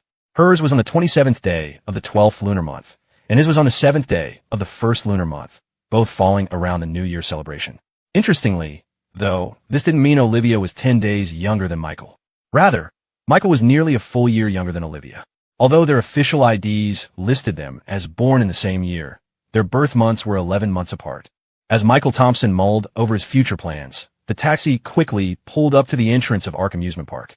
After they got out, Olivia checked the time on her phone and asked Michael Thompson, "It's only 8:40. Should we wait here for Claire, Evans, and the others?" Michael Thompson shook his head. "Why wait for them? Let's go on ahead." "Now?" Olivia asked, surprised. "Yeah, we can meet up with them inside later. We have things to do before they get here." Michael Thompson lifted the bag he was carrying and patted it. "Forgot why we bought all this." Olivia nodded and followed Michael Thompson toward the amusement park's entrance gate. Green Valley only had one amusement park, the very Ark Amusement Park where Michael Thompson was right now. Michael Thompson knew Ark Amusement Park quite well. After all, when his family went out for big outings when he was a kid, it was either Wuji Mountain in Springfield or Ark Amusement Park. As for the water parks, aquariums, and the like, those were all built later. Ark Amusement Park held memories for a whole generation in Green Valley. However, if he remembered correctly, although the park's business was still okay for now, in 3 years, after the development of the old district on the east side of Green Valley, a bigger, newer amusement park would be built there. Ark Amusement Park held on for less than half a year before it couldn't sustain itself and went bankrupt. When Michael Thompson and Olivia Sullivan arrived today, the park wasn't particularly crowded. Even though it was already winter break, most workplaces hadn't started their New Year holidays yet. So, while students were free, the white-collar workers were still grinding away, pushing hard for year-end results. Although Olivia Sullivan was also a Green Valley local, she rarely came to Ark Amusement Park, mainly because she never had anyone to come with. It wasn't until high school that she had visited once with Claire Evans. But naturally, you could never see the whole huge park in one go. Plus, Michael Thompson had let her in through a different entrance. This area featured buildings in a colonial town style, with rows of peach trees lining the path, still holding onto their green leaves even in winter. Nearby, someone was renting out period costumes, and quite a few visitors were changing into them, cosplaying as ancient heroes, scholars, and beauties. Quite a picturesque scene. Olivia Sullivan found it novel, looking around excitedly this way, and that as they walked, seeming quite happy. She tugged on the sleeve of Michael Thompson, who was walking ahead of her, pointing towards the people taking photos not far away. Let's get a picture like that later, okay? Michael Thompson scoffed inwardly. Who knows how many people had worn those theme park costumes without them being washed? They must be filthy. It was lucky it was winter. If it were summer, everyone would be sweating and wearing those same few outfits back to back. Just imagining the smell. Ugh, absolutely rank. Besides, taking one picture cost anywhere from dozens to hundreds of dollars. Only an idiot would want to do that. But seeing the eager look on the little silly girl beside him, Michael Thompson swallowed his thoughts and changed his tune. Sure, once we're done with our business, we'll have plenty of time to take pictures. Olivia Sullivan pouted, slightly annoyed. If you don't want to, just say so. You don't have to force yourself. I didn't say I didn't want to. Yes, you did. Your expression practically screamed that anyone who takes photos like that is an idiot. Were you calling me a little idiot in your head? Michael Thompson touched his face, puzzled. Was it that obvious? He thought he had long since met. He turned his head to look at Olivia Sullivan and asked, so, do you still want to take them? Yes. Michael Thompson and Olivia Sullivan's final destination was the park's haunted house. While other rides at Ark Amusement Park had at least some visitors queuing, with the most popular roller coaster boasting a long line, the haunted house area was completely deserted. Not a single person was around. Only 2 bored employees sitting on the steps, smoking and chatting. If you were to rank all the attractions at Ark Amusement Park, the haunted house could perennially win the award for most unpopular. Michael Thompson had been through the Ark Amusement Park haunted house once, and after that one time, he never went back. Inside, there was only a single path.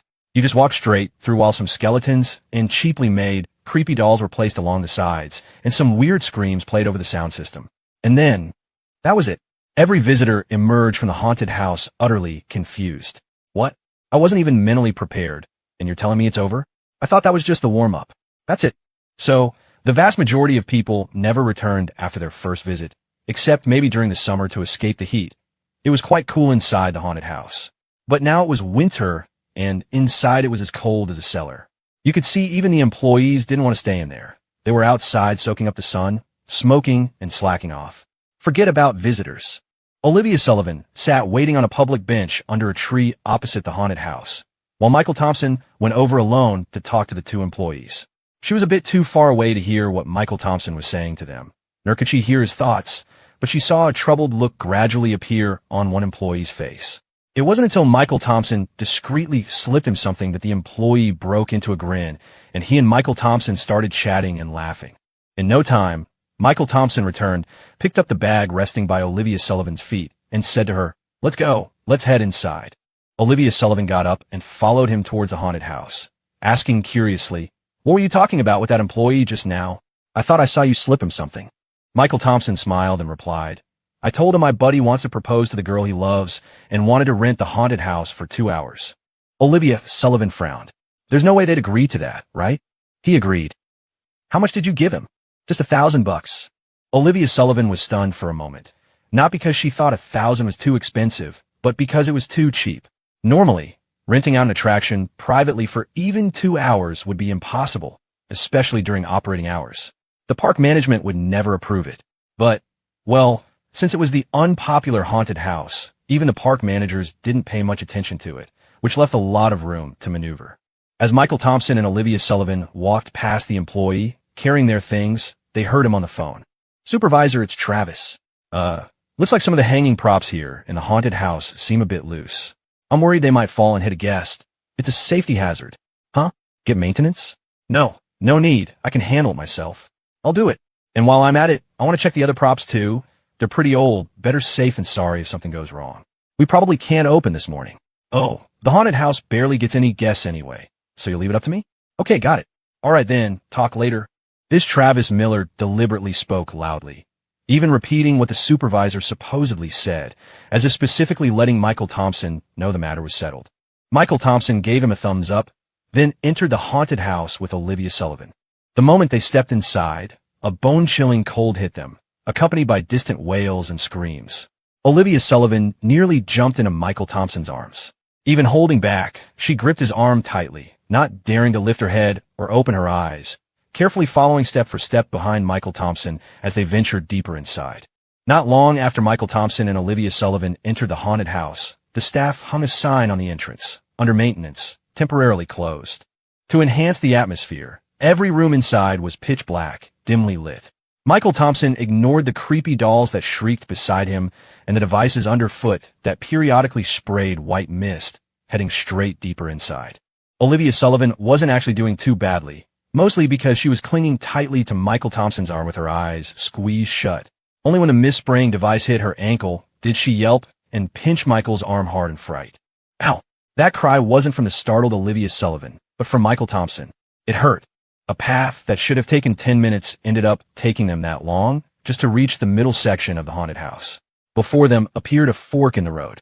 However, visitors could only take the path to the right. The left led to a staff break room and an emergency exit. Michael Thompson ripped down the staff-only sign and stuck it onto the wall of the path visitors were supposed to take. He pulled out a key he'd borrowed from a staff member and unlocked the break room. There was a light inside. Once switched on, the room looked like a typical small office with a little desk and a chair. After stepping inside, Michael Thompson looked at Olivia Sullivan, who still had both hands clamped around his arm, eyes shut tight. He flicked her forehead gently. You can probably let go now. Ow! Olivia Sullivan rubbed her forehead lightly, cautiously opening her eyes. Seeing the brightly lit break room in front of her, she let out a long sigh of relief. Michael Thompson went in first, tidying up the things on the desk and moving them aside. He then dumped the items he'd bought onto the table and turned to Olivia Sullivan, who was still standing hesitantly at the doorway, looking around. Don't just stand there like an idiot. Come help. Oh, Olivia Sullivan came over to help, and the two got busy setting the scene. Moments later, the room was transformed. Just inside the door, a cheap red cloth served as a red carpet, flanked by neatly arranged candle-shaped LED lights leading straight to the desk. Colorful balloons filled the corners of the room. Right in the center of the desk sat a picture frame holding a photo of Claire Evans. In front of the frame, the candle lights formed a large heart shape. Inside the heart, scattered flower petals spelled out love. Before the word sat a small open box containing a necklace. After finishing, Michael Thompson crossed his arms, looked around, quite satisfied, and asked Olivia Sullivan beside him, "How's it look?" Olivia Sullivan mimicked him, crossing her arms, but tilted her head and frowned slightly after studying it for a while. It's weird. What's weird about it? Why use white candles? They were sold out of the red ones, all right? We have to make do. You could have bought real candles. It's too enclosed in the haunted house. We can't light real candles. It's a fire hazard, Michael Thompson reasoned. But Olivia Sullivan still felt something was off. She turned to look at the framed photo of Claire Evans on the desk, feeling a strange sense of familiarity. It took her a moment to pinpoint the source of the dissonance. She'd seen setups like this in her family chapel when she went for Memorial Day observances. All it was missing were some offerings on the table and an incense burner with 3 lit sticks. Michael Thompson walked eagerly towards the door, saying, "You can't really tell with the lights on. Wait till I turn them off, then take another look." With that, he flicked the switch. The room plunged into darkness, leaving only the dim glow of the white, candle-shaped lights. On the desk, the light illuminated the lower half of the face in the framed photo, casting an eerie, sinister glow. Michael Thompson and Olivia Sullivan both fell silent. Olivia Sullivan asked cautiously, "Does it feel a little creepy?" "Yeah, a bit. I should have bought the bigger candle lights. This is too dim. So what do we do?" "We'll make do. It's too late to run out and buy more now." True. Having reached an agreement, they backed out of the break room and left the haunted house through the adjacent emergency exit. Once outside, Olivia Sullivan noticed Michael Thompson was still holding a single rose. "Why'd you bring one out?" she asked, puzzled. Michael Thompson had bought 9 roses. Olivia Sullivan had assumed they were meant as a bouquet for Jake Wilson to give to Claire, but Michael Thompson had ended up pulling the petals off to spell words and scatter on the red carpet. She thought all the roses had been used up, surprised to see him holding one now. This one. Michael Thompson looked down at the rose in his hand. "There was one extra. I was going to throw it out." "Throw? Throw it out? Why?" Olivia Sullivan quickly took the rose from him, cradling it. "That's such a waste." "You paid for it," she murmured. Well, this was new. It was the first time Michael Thompson realized Olivia Sullivan was so frugal. She considered that she'd be seeing Jake Wilson and Claire Evans soon and couldn't really carry the rose around, but she didn't want it crushed in her bag either. After a moment's thought, Olivia Sullivan carefully pinched off the rose blossom with a bit of the stem and pinned it to the top button of her coat. She looked down at it, admiring it happily for a moment. Michael Thompson watched her small actions from the side, somewhat amused. Just then his phone rang. He checked the caller ID. It was Jake Wilson. "Hey, Michael, Claire and I are here. Where are you guys?" Oh, Olivia Sullivan and I are inside the park. Why don't you come in? Inside? Just you and Olivia Sullivan. Yeah, we waited for a bit, but you didn't show, so we started looking around. Anyway, hurry up and come in. Let's meet at School Plaza. As it happened, Jake Wilson and Claire Evans weren't at the park entrance either. They were already inside. However, Claire Evans and Jake Wilson were on the east side of the park, while the haunted house Michael Thompson and Olivia Sullivan had just exited was on the south side. They had entered the park at different times, so they hadn't run into each other. Jake Wilson and Claire Evans had just come out of bistro inside the park. Since it was only 10 in the morning, they obviously hadn't been eating lunch. As soon as Jake Wilson hung up with Michael Thompson, Claire Evans, holding a smoothie, walked over. Well, where did Michael Thompson say he is? The sun was quite nice today, and she wasn't bundled up. Over a brown knit sweater, she wore an open black wool coat. Below, she had on denim shorts over warm, yet slimming black tights. A beret sat on her head, tucking her shoulder-length bob away and revealing the fair skin of her neck. The outfit highlighted her youthful charm. Claire Evans had been worried Michael Thompson might bail and had urged Jake Wilson to call him.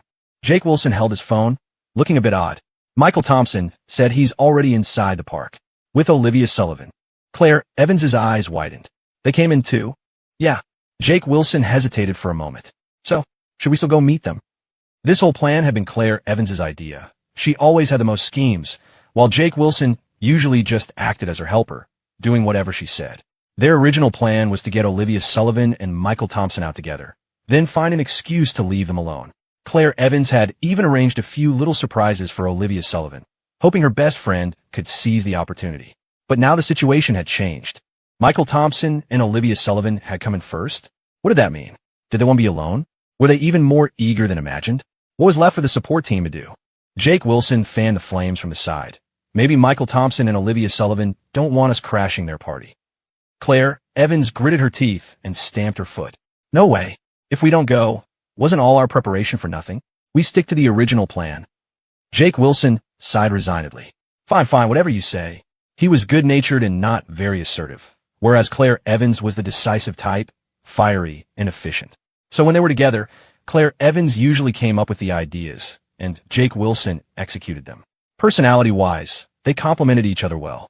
Claire Evans casually tossed her smoothie into a nearby trash can, stuffing her hands in her pockets. Did he say where to meet? Just near the entrance plaza. Okay, let's go. When Michael Thompson and Olivia Sullivan arrived at the park school plaza, Jake Wilson and Claire Evans happened to be approaching from the other direction. Michael Thompson looked at them, surprised. How come you guys came from over there? Jake Wilson was a terrible liar. As soon as he was asked, he felt guilty and stammered, well, actually. He struggled to get the words out. Claire Evans, watching anxiously beside him, nudged Jake Wilson's chubby stomach with her elbow and complained, it's all Jake Wilson's fault. He suddenly had a stomach ache and insisted on finding a restroom, so we came in first. It was an excuse Claire Evans thought up on the spot. Michael Thompson, however, gave a knowing smile. Is that so? There were plenty of shops right outside the park entrance, McDonald's right next door. They could have easily used a restroom there. Why come all the way inside to find one? He exchanged a glance with Olivia Sullivan, both understanding the meaning in each other's eyes. These two were definitely up to something. They clearly didn't want him and Olivia Sullivan interrupting them. They were the third wheels here. Claire Evans noticed them exchanging glances, but didn't guess what they were thinking. She discreetly nudged Jake Wilson again, nodding towards Michael Thompson and Olivia Sullivan. Jake Wilson looked over and secretly gave a thumbs up. Michael Thompson suggested, let's not just stand here at the entrance. Since we're here, let's walk around and have some fun. Claire Evans considered that it wasn't lunchtime yet, so she agreed. The group headed deeper into the park. Michael Thompson and Jake Wilson walked ahead, chatting about the new games at the Wilson Family Arcade. Olivia Sullivan and Claire Evans trailed behind, arm in arm, talking and laughing like sisters. Olivia, that pendant is really pretty. Did you just get it? Claire Evans asked curiously, noticing the family heirloom pendant around Olivia Sullivan's neck. She knew her deskmate never spent time on her appearance. Despite coming from a wealthy family, Olivia had never worn any jewelry since starting school, not even when they hung out together. Olivia Sullivan gently touched the family heirloom pendant, stammering, yeah, it's new. Claire Evans noticed her best friend kept glancing towards Michael Thompson as she spoke. Leaning closer to her ear, she teased with a smile, did Michael Thompson give it to you? Olivia Sullivan's face immediately flushed red. She looked down, fidgeting for a long moment, before finally nodding slightly and whispering, yeah. They've already gotten this far? Claire Evans boldly asked, so, are you two dating now? Olivia Sullivan quickly clamped a hand over Claire Evans's mouth, glancing nervously towards Michael Thompson. Seeing he hadn't noticed and was still talking to Jake Wilson, she finally breathed a sigh of relief. Turning back to her friend, she said, slightly annoyed, what are you talking about? I have nothing going on with him. Then do you like Michael Thompson? What about Michael Thompson? He gave you a gift, so he must have some feelings, right? Okay, no more questions. The more Olivia Sullivan was asked, the more embarrassed she became, desperately trying to stop Claire Evans from probing further. Claire Evans gently tapped her head. You honestly, if you like someone, you should say so. If you don't, you should also make it clear. If you keep stringing people along, won't you become the bad guy? Even someone who likes you will eventually lose patience. Don't forget, Lily Carter from our class really likes Michael Thompson. What if someone else gets to him first?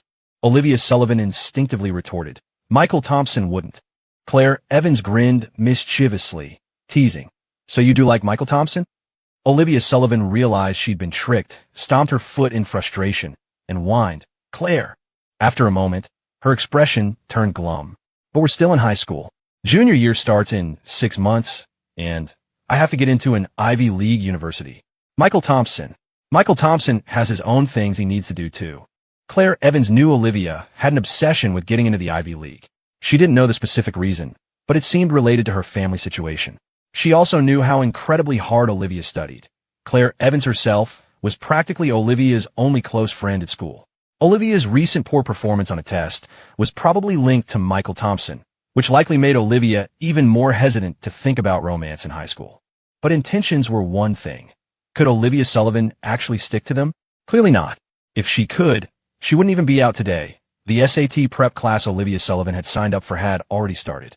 Just thinking about it, Claire Evans could imagine Olivia Sullivan's inner turmoil and felt a pang of sympathy for her. She squeezed Olivia Sullivan's arm gently.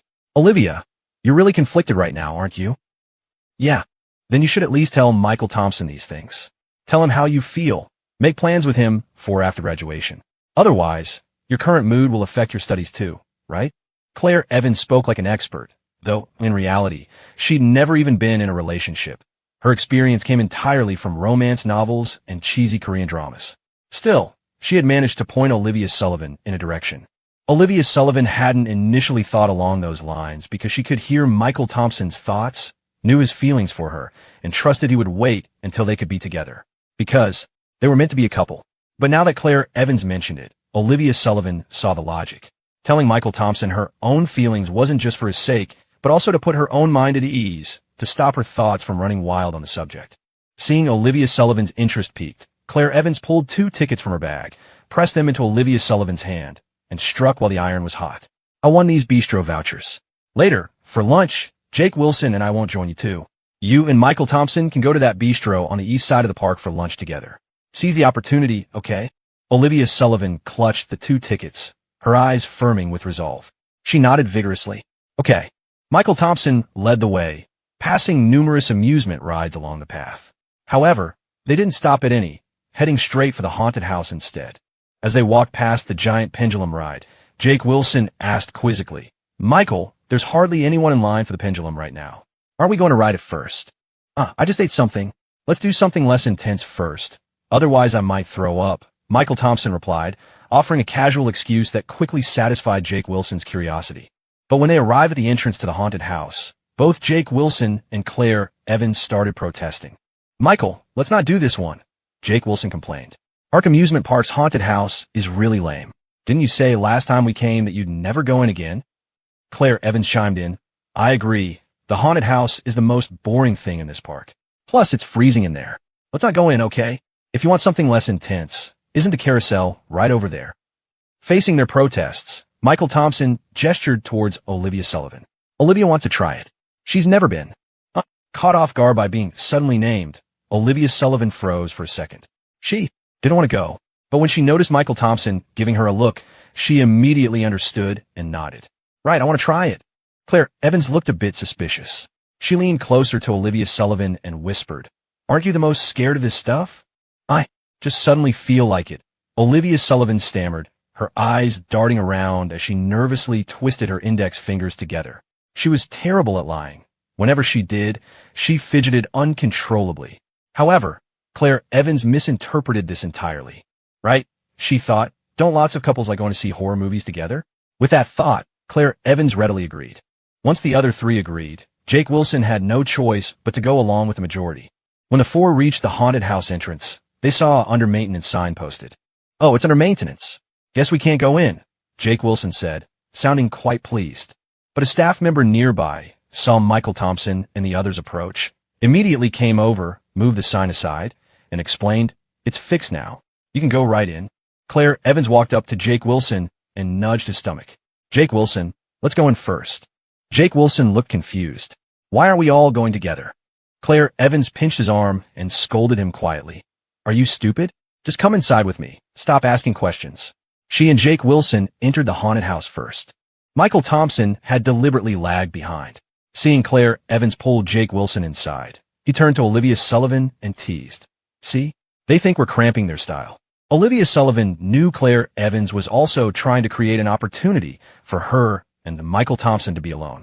Just then, the staff member ran over to Michael Thompson and Olivia, carrying 2 bags. Mr. Thompson, here are the things you asked me to find. They were in storage for ages. Took me a while to find 2 that were reasonably clean. Thanks for your trouble, Michael Thompson said gratefully, taking the bags. He turned to Olivia Sullivan. Come on, let's go in through the service entrance on the side. The service entrance was a small door on the side of the haunted house. Inside was the staff break room. Michael Thompson and Olivia Sullivan had left the haunted house through this exit after setting things up earlier, so they easily found their way there again.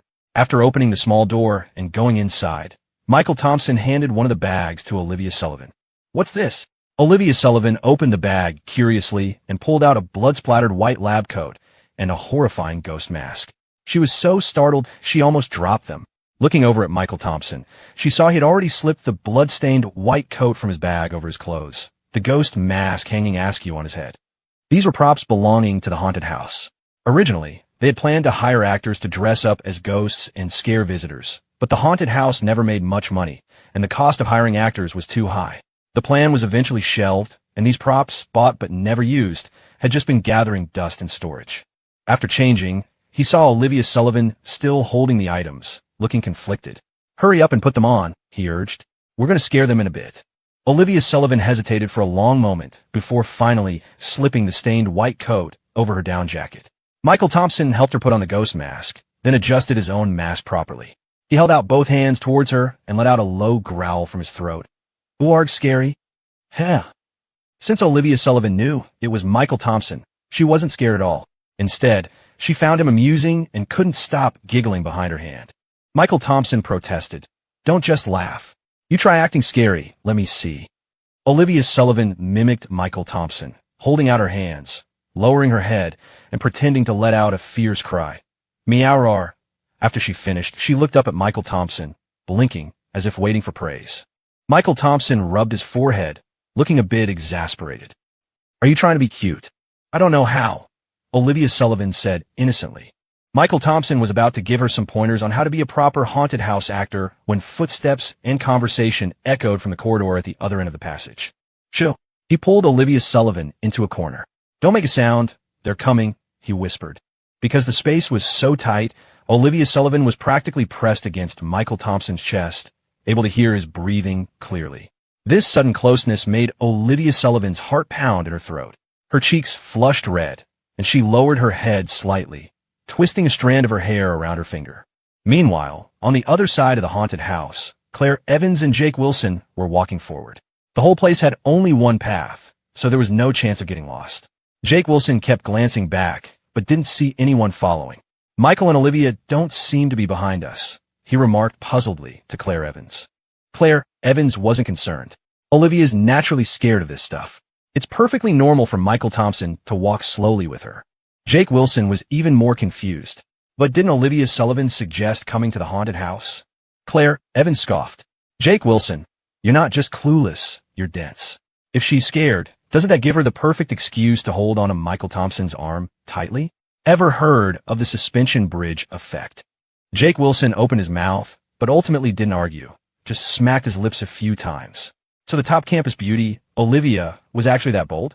In Jake Wilson's mind, Olivia Sullivan had always seemed like a very introverted and shy girl who didn't like socializing much. The type who, even if she were dating someone, would be so prim and proper it would seem boring. He never expected she wasn't like that at all. The misunderstanding between the two pairs deepened. As the two walked along, the scary contraptions along the way didn't frighten them at all. After all, it wasn't their first time, and Ark Amusement Park's haunted house was genuinely dull. The scares were lame. They chatted as they walked. Claire Evans rubbed her arms. "Let's hurry up. It's freezing in here. Let's just wait for them outside." "Wait up." They quickened their pace and soon reached a fork in the path. "Huh. I didn't expect a fork in the path here. I don't remember this at all." Claire Evans looked at the two diverging paths, momentarily confused. As far as she recalled, this haunted house was just one straight path to the end, with no branches. It made sense, though. This other path was actually an emergency exit, usually blocked off by fake plastic vines. But Michael Thompson had pushed them aside earlier. Jake Wilson pointed to the other path. "We used to always go this way out, but now there's a visitors prohibited sign on the wall. What should we do?" Claire Evans said uncertainly. "Maybe they changed the layout during the renovations? Whatever, let's take this new path.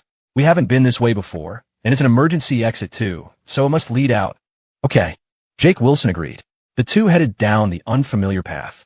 It was even darker inside than the main route, the light incredibly dim.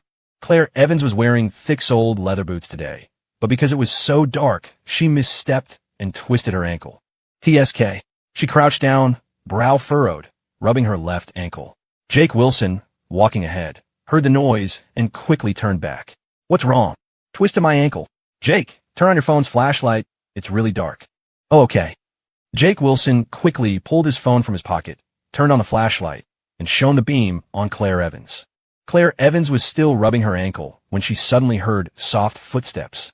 Glancing up casually, she froze. Behind Jake Wilson, two figures in blood-stained clothes and grotesque masks were slowly approaching. One tall, one short. Jake Wilson hadn't noticed them yet, but he saw Claire Evans trembling slightly. "What is it?" he asked. Claire Evans whispered, voice trembling, "Be behind you." Behind him? Jake Wilson glanced back, confused, and saw the two blood-covered figures in terrifying masks. The taller one reached out with both hands, which looked eerily pale in the flashlight beam. "Huh!" After a low growl, screams echoed in the passage. "Ah! Ah!" The first long shriek, like a prairie dog's cry, was Jake Wilson's terrified scream. The short "ah" that followed was Michael Thompson yelping in pain after Jake Wilson, startled, punched him square in the face. Jake Wilson bolted. He ran a few yards, then remembered Claire Evans sitting on the ground with her twisted ankle, spun around, scooped her up, and kept running. Ah! Carrying Claire Evans, he didn't backtrack, but, seeing an open room, blindly dashed inside. He ended up running right into the room Michael Thompson had prepared. Meanwhile, Michael Thompson had taken Jake Wilson's punch full on and was now on the ground. Olivia Sullivan rushed over anxiously to help him up. "Are you okay?" "Damn it, that fatty. He really packs a punch." Michael Thompson got up with Olivia Sullivan's help, took off his mask, and rubbed his aching jaw. Olivia Sullivan felt bad for him, but tried not to show it, muttering, "This was your terrible idea. Every haunted house should have a sign. Visitors prohibited from attacking the staff." Michael Thompson was annoyed. He wiggled his jaw again. "It's okay, not dislocated." He pointed towards the emergency exit. "Let's get out of here first." Olivia Sullivan glanced worriedly towards the room they'd run into. "What about Claire, Evans, and Jake?" "Relax, they're fine. They'll be out in a bit," Michael Thompson reassured her, then led Olivia Sullivan out through the emergency exit. Claire Evans was still being carried bridal style in Jake Wilson's arms, feeling a bit dazed. She had initially been startled by the sudden appearance of the ghosts, but she quickly realized they must be haunted house employees in costume. Claire Evans wasn't easily scared. Once she figured it out, she wasn't afraid anymore.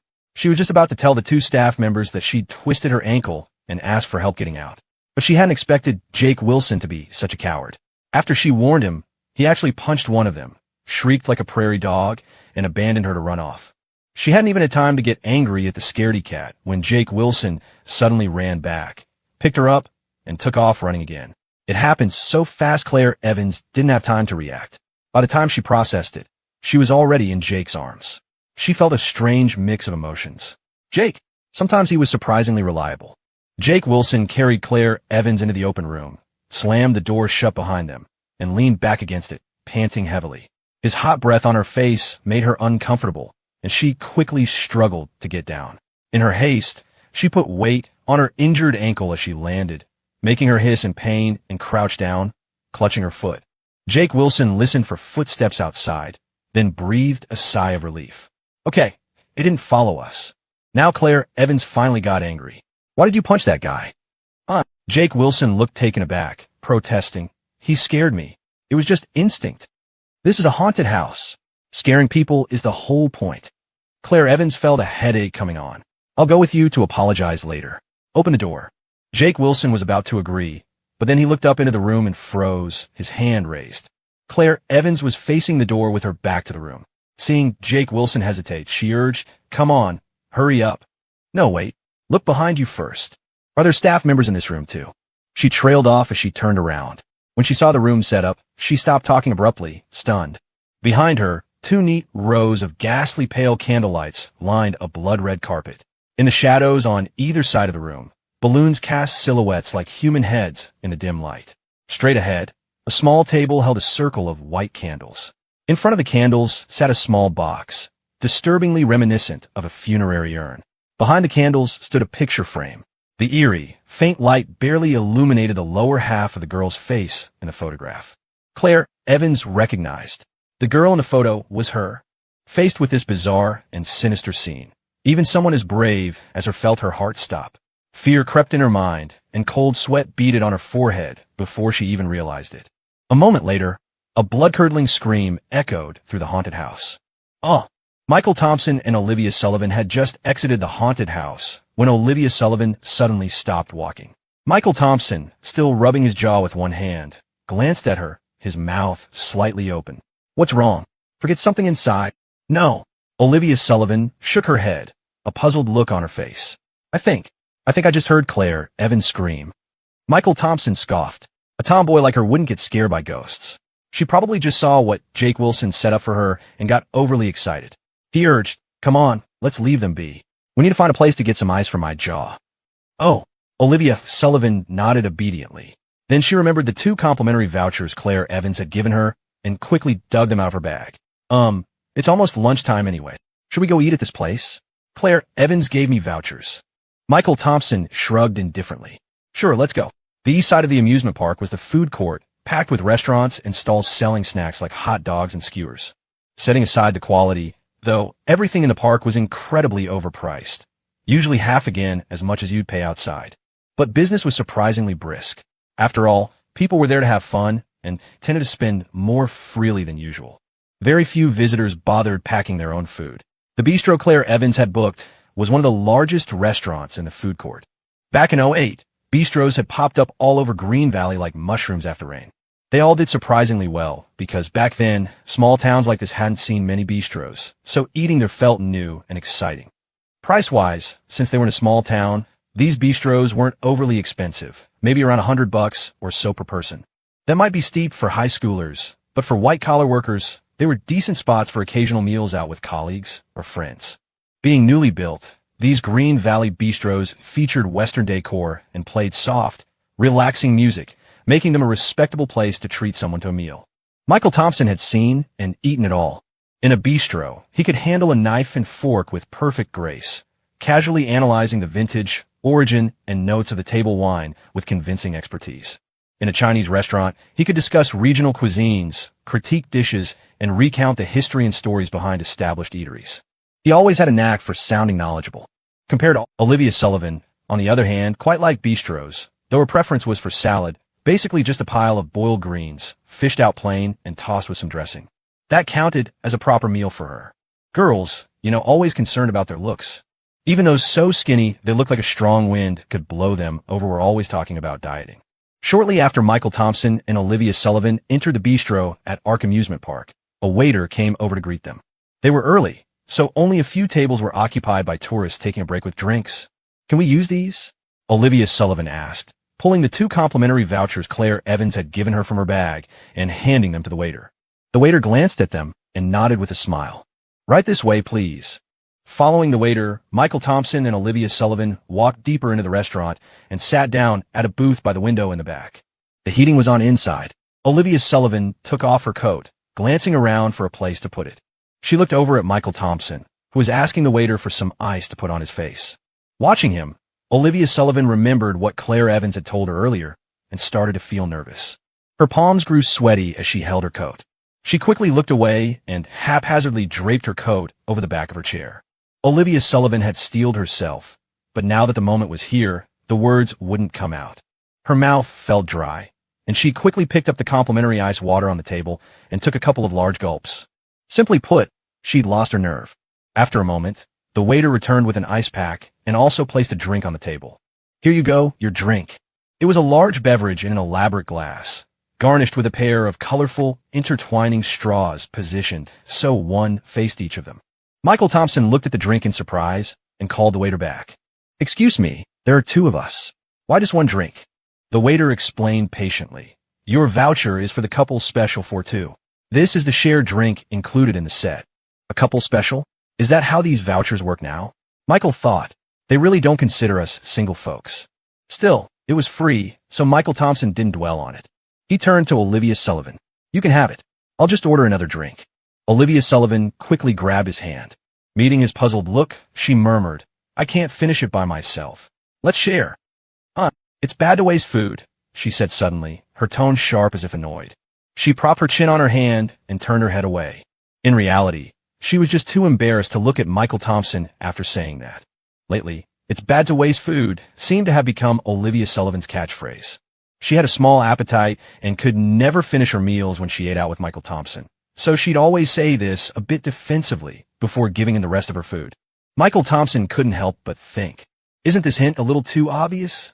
Miss Olivia's affection level seems to be rising pretty quickly lately. How did I not realize back in high school that she liked me this much? No wonder she always called me blockhead after we got married. Normally, if Olivia Sullivan could hear Michael Thompson's thoughts like this, she'd be mortified, probably snatch the drink away without a word and shield it with her hands to keep him from having any. That'd teach his smug self. But this time was different. She had come here with a purpose determined. Under the table, her foot gave him a light tap, as if urging him on. But Michael Thompson's next move caught Olivia Sullivan completely off guard. He promptly dumped the complimentary ice water into a nearby trash bin, then picked up the large shared drink and poured some into the empty water glass, placing it back down in front of himself. I'll drink this, he said, pushing the original glass, still holding more than half the drink, towards Olivia Sullivan. You drink that. Michael Thompson clapped his hands together. See? Problem solved, ouch. Under the table, Olivia Sullivan had kicked him hard in the knee. Michael Thompson bent over to rub his knee, looking utterly bewildered. What did you kick me for? Olivia Sullivan turned her face away to look out the window, propping her chin on her hand and biting down hard on her straw. I don't know, she said, cheeks puffed out indignantly. Michael Thompson teased. You're not mad because I wouldn't share the drink with you, are you? Her thoughts exposed, Olivia Sullivan blushed furiously, sputtering indignantly. W, what are you talking about? Of course, not. Michael Thompson raised his hand high. Judge Sullivan, the defense requests permission to speak. Actually, he continued, I had chive buns for breakfast this morning. Do you like chive-flavored drinks? Olivia Sullivan shot him a strange look and mumbled, liar. Michael Thompson smiled knowingly, looking down and stirring his drink with a spoon. The spoon clinked softly against the glass. Miss Olivia, he began, still not looking up, his gaze fixed on the surface of his drink, his voice calm. Do you like me? Because if you don't, your actions just now could easily give an innocent, inexperienced guy like me the wrong idea. He looked up then, meeting Olivia Sullivan's eyes, his smile still warm and gentle, as if patiently waiting for her answer. Olivia Sullivan was stunned, her mouth agape, as she stared at Michael Thompson. She had come to this meal, determined to confess her feelings for Michael Thompson. But Michael Thompson, he'd beaten her to the punch. He completely threw out the playbook. Sneaky, so sneaky. Olivia Sullivan didn't know how to respond. She picked up her drink, lowered her head, and pretended to sip it, trying to hide her nervousness. But her trembling hands gave her away. Clink, clink, clink. The bottom of the glass tumbler kept tapping against the edge of the table. Michael Thompson almost wondered if little Olivia had Parkinson's, like his grandmother back in the countryside. But honestly, even he was feeling incredibly nervous at that moment, because this wasn't how he'd envisioned things going. According to Michael Thompson's plan, it was enough for him and Olivia Sullivan to leave a good impression on each other in high school. Dating, let alone marriage, was something to consider after graduation. In his past life, he and Olivia Sullivan had a good relationship, But he'd been so busy with business that he neglected his family, always feeling guilty about his wife and children. Reborn into this life, he didn't want to build a huge business or make tons of money. He just wanted to do things he enjoyed and spend the rest of his time with his family. Of course, with his abilities, even turning his hobbies into a career would allow him to live a very comfortable life. So, Michael Thompson was absolutely determined to win Olivia Sullivan over. According to the trajectory of his past life, they were supposed to be together anyway.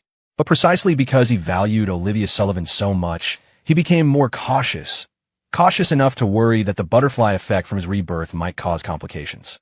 That was why, after being reborn, his first decision was to let his relationship with Olivia Sullivan follow the path of his previous life as much as possible, avoiding any deviations that might lead to unexpected outcomes.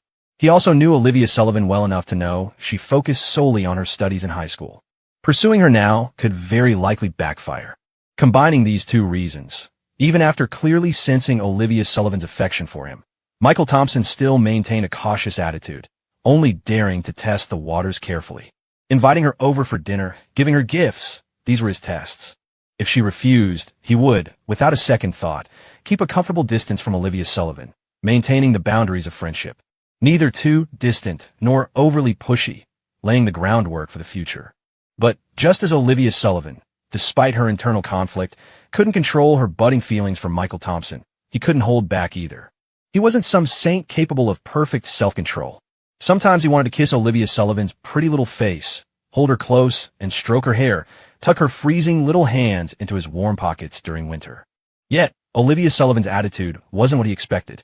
She didn't deliberately keep her distance or maintain friendly boundaries. Their two hearts drew closer and closer. So, Michael Thompson finally couldn't resist saying what he just said, although he said it in a joking tone. It was his boldest test yet. Michael Thompson was a man who had weathered great storms, but this time he felt like a novice experiencing love for the first time, the pounding of his own heart echoing in his ears. He was genuinely nervous. Even if Olivia Sullivan flatly denied it, he could find an excuse to brush it off, treat it like a joke, and move on. But if that really happened, it would still leave a bad taste in his mouth. Who? Huh? Olivia Sullivan took a deep breath, forcing herself to calm down. She placed her drink back on the table and said, pretending to be casual, "Claire Evans told me you like girls with good figures, so don't joke with me like that." Michael Thompson hadn't expected her to bring that up, but the fact that she didn't immediately deny it or get angry was already a very good start. Actually, Olivia Sullivan was nervous saying this too. She was terrified Michael Thompson would just laugh it off as a joke and drop the subject. He was totally capable of that. He always did stuff like that. But at this critical moment, with her mind still buzzing, coming up with this response was pretty good. At least she'd cleverly tossed the ball back into his court. "Don't back down. Please don't back down." Olivia Sullivan almost closed her eyes and prayed. But Michael Thompson, never one to play by the rules, simply nodded in agreement. Claire Evans wasn't wrong about that. Clang! Olivia Sullivan's hand trembled, knocking over her drink. She quickly stood up, fumbling for napkins to wipe up the spill. Almost imperceptibly, tears welled up in her eyes. Michael Thompson continued, "But I was thinking, eventually, I probably won't care so much about appearances. If I meet a girl with a compatible personality, a temper that suits mine, and good character, I could definitely fall for her." He paused and suddenly smiled. "But in the end, I realized that looks, personality, none of that really matters. Sometimes, someone just finds their way into your heart, and then nothing else matters. As long as it's her." Michael Thompson was describing his own journey. Actually, when he first started dating Olivia Sullivan in his past life, she wasn't his type at all. Petite, with a small frame and a sweet, cute face, the complete opposite of what he usually went for. But the Olivia Sullivan from that time, perhaps changed by the Sullivan family's upheaval, had become more reserved. In her interactions with Michael Thompson, she was gentle, intelligent, spoke elegantly, and possessed exceptional refinement and grace. She could stand by him through wealth and hardship, a truly supportive partner. Michael Thompson himself had matured by then, long past the age of only caring about appearances. He genuinely fell in love with only after they married did she occasionally show glimpses of a playfully demanding side and her inherently innocent, romantic nature, which Michael Thompson found utterly endearing. It wasn't until after his rebirth that Michael Thompson reconnected with the high school version of Olivia Sullivan. He was stunned to find that this Olivia Sullivan had a very different personality from the wife he remembered. She was more girlish, more innocently romantic, endearingly goofy, and much livelier. Unlike his wife, who had grown accustomed to swallowing her grievances, hiding her emotions, and pretending to be strong. But it wasn't all positive.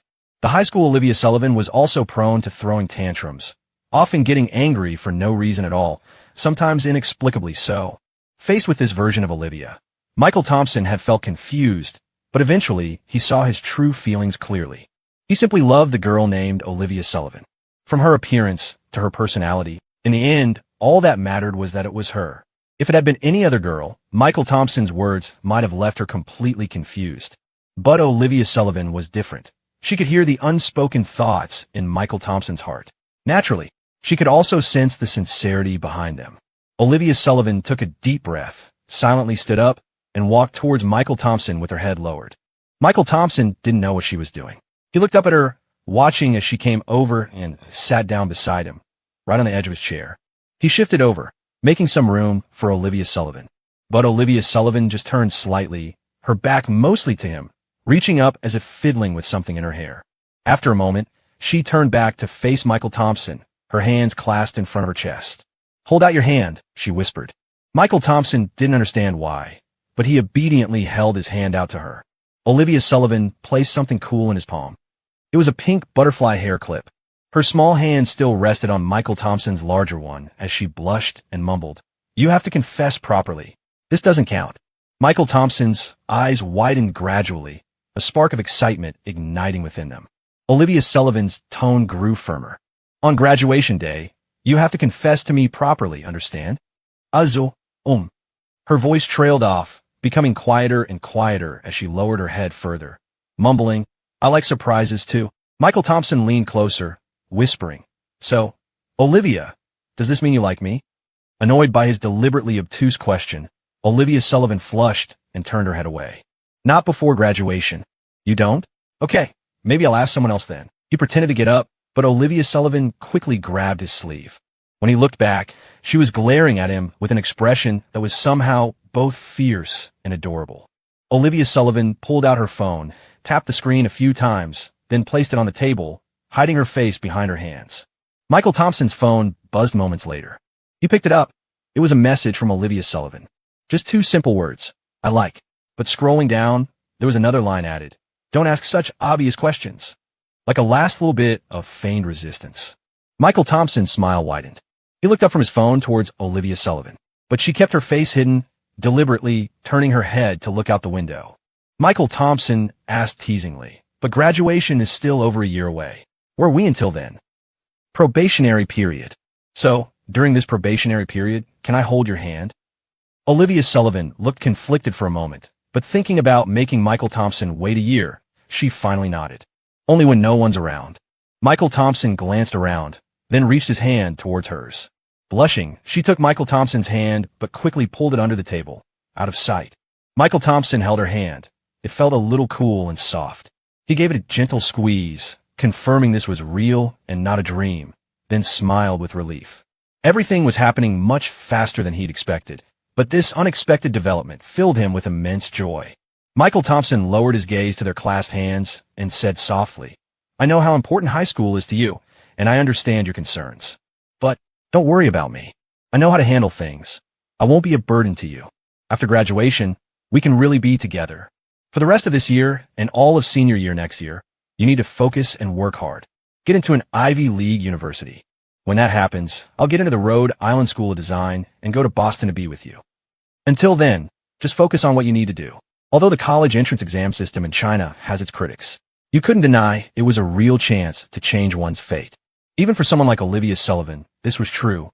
Old Mr. Arthur Sullivan was getting on in years, and his health wasn't good. He couldn't protect her for many more years. If she wasn't successful enough in the future, it would be difficult for her to maintain her position within the Sullivan family. In her past life, she had arguably been held back by the Sullivan family, ultimately failing to get into an Ivy League school and ending up at a university in the Northeast. Until Michael Thompson took her away from the Sullivan family, her life hadn't been easy. But even after Michael Thompson had taken her away from the Sullivans, and even after marrying him and living a comfortable life, for Olivia Sullivan, she had ultimately fled the Sullivan family in disgrace. She was the loser. But in this life, Michael Thompson would protect her, shield her from all interference. letting her pursue her goals without any worries. Olivia Sullivan just needed to focus on her studies and work hard to get into her dream university. As for the major changes coming to the Sullivan family later on, as long as old Mr. Arthur Sullivan was still alive, the family wouldn't fall into chaos. And when that time came, Michael Thompson would back Olivia Sullivan up. She definitely wouldn't lose again in this life. It would be a lie to say Olivia Sullivan wasn't touched. Her eyes were already brimming with tears as she looked at Michael Thompson. Michael Thompson said in a bargaining tone, "But having to wait so long is going to be tough. I think I'll need a little encouragement to make it through." Olivia Sullivan sniffled, rummaging through her small bag as if looking for her wallet. "What do you want? I'll buy it for you. Doesn't cost money." Michael Thompson leaned close to her ear and whispered, "I need a seal as a guarantee." Olivia Sullivan looked confused and held out a thumb. Michael Thompson shook his head and tapped his own lips with his finger. Olivia Sullivan's face instantly flushed red. She shot him an annoyed glare and stayed silent for a long moment before finally lifting her hand and pointing to her own cheek. The meaning was clear, only here. Michael Thompson smiled, leaned down, and gently kissed her cheek. It was light as a dragonfly touching water, brief and fleeting. But just as he started to pull back, Olivia Sullivan suddenly threw her arms around his neck, rising slightly from her seat, tilted her face up, and gave his cheek a quick peck, like a little bird pecking grain. After the kiss, she lowered her head again, held up 2 fingers, and stuttered slightly in duplicate. Her cuteness was almost unfair. Michael Thompson couldn't help but tease, "I hear contracts are done in triplicate these days. Don't push your luck. MMPH." Her words turned into a muffled gasp, as if her delicate, cherry-like lips had been suddenly covered. Not far away, a waiter carrying dishes paused for a second upon seeing this, then silently retreated to the side. Now wasn't the time to interrupt. They'd surely get a complaint. That Claire Evans, she really had a knack for scheming. She'd even bribed a waiter to bring out a cake, topped with a small card stuck in at an angle, filled with cheesy sentiments. Judging by the handwriting and content, Jake Wilson must have copied it from the internet. Michael Thompson only just realized cheesy pickup lines were already a thing back in '08. Surprisingly, the love note was written from Olivia Sullivan's perspective to him. Olivia Sullivan was instantly mortified and annoyed. She finally understood why Claire Evans had pressed 2 complimentary tickets for this bistro on her, chattering on, encouraging her to confess her feelings to Michael Thompson. It had all been arranged beforehand. As a group of waiters surrounded the cake, chanting "Say yes. Say yes." Michael Thompson and Olivia Sullivan exchanged a glance, both seeing the mixture of helplessness and amusement in each other's eyes. Claire Evans's heartfelt gesture had arrived a little too late. It wasn't needed anymore. Besides, as a matter of returning the favor, Michael Thompson was quite looking forward to seeing what happened with Jake Wilson and Claire Evans. Well, like the old saying goes, one man's joy is another's sorrow. While Michael Thompson was over the moon, having won the girl, someone else felt like they'd hit rock bottom. Outside the haunted house at Ark Amusement Park, Jake Wilson sat slumped on a public bench, the bright red imprint of a slap slow to fade from his left cheek. He radiated misery, his eyes vacant. Even the warm winter sun couldn't chase away the chill deep inside him. If he'd had a cigarette dangling from his fingers, it would have perfectly completed the picture of dejection. Even a passing child tugged on his mother's hand, pointing at Jake. "Mommy, look, that man looks like a sad doggy." His mother quickly covered the child's eyes, admonishing sternly, "If you don't study hard, you'll end up just like him." Jake ran a hand through his hair in frustration, tilting his head back to stare at the sky, a helpless, bitter smile on his face. What the hell is even happening? "Michael Thompson, you son of a bitch."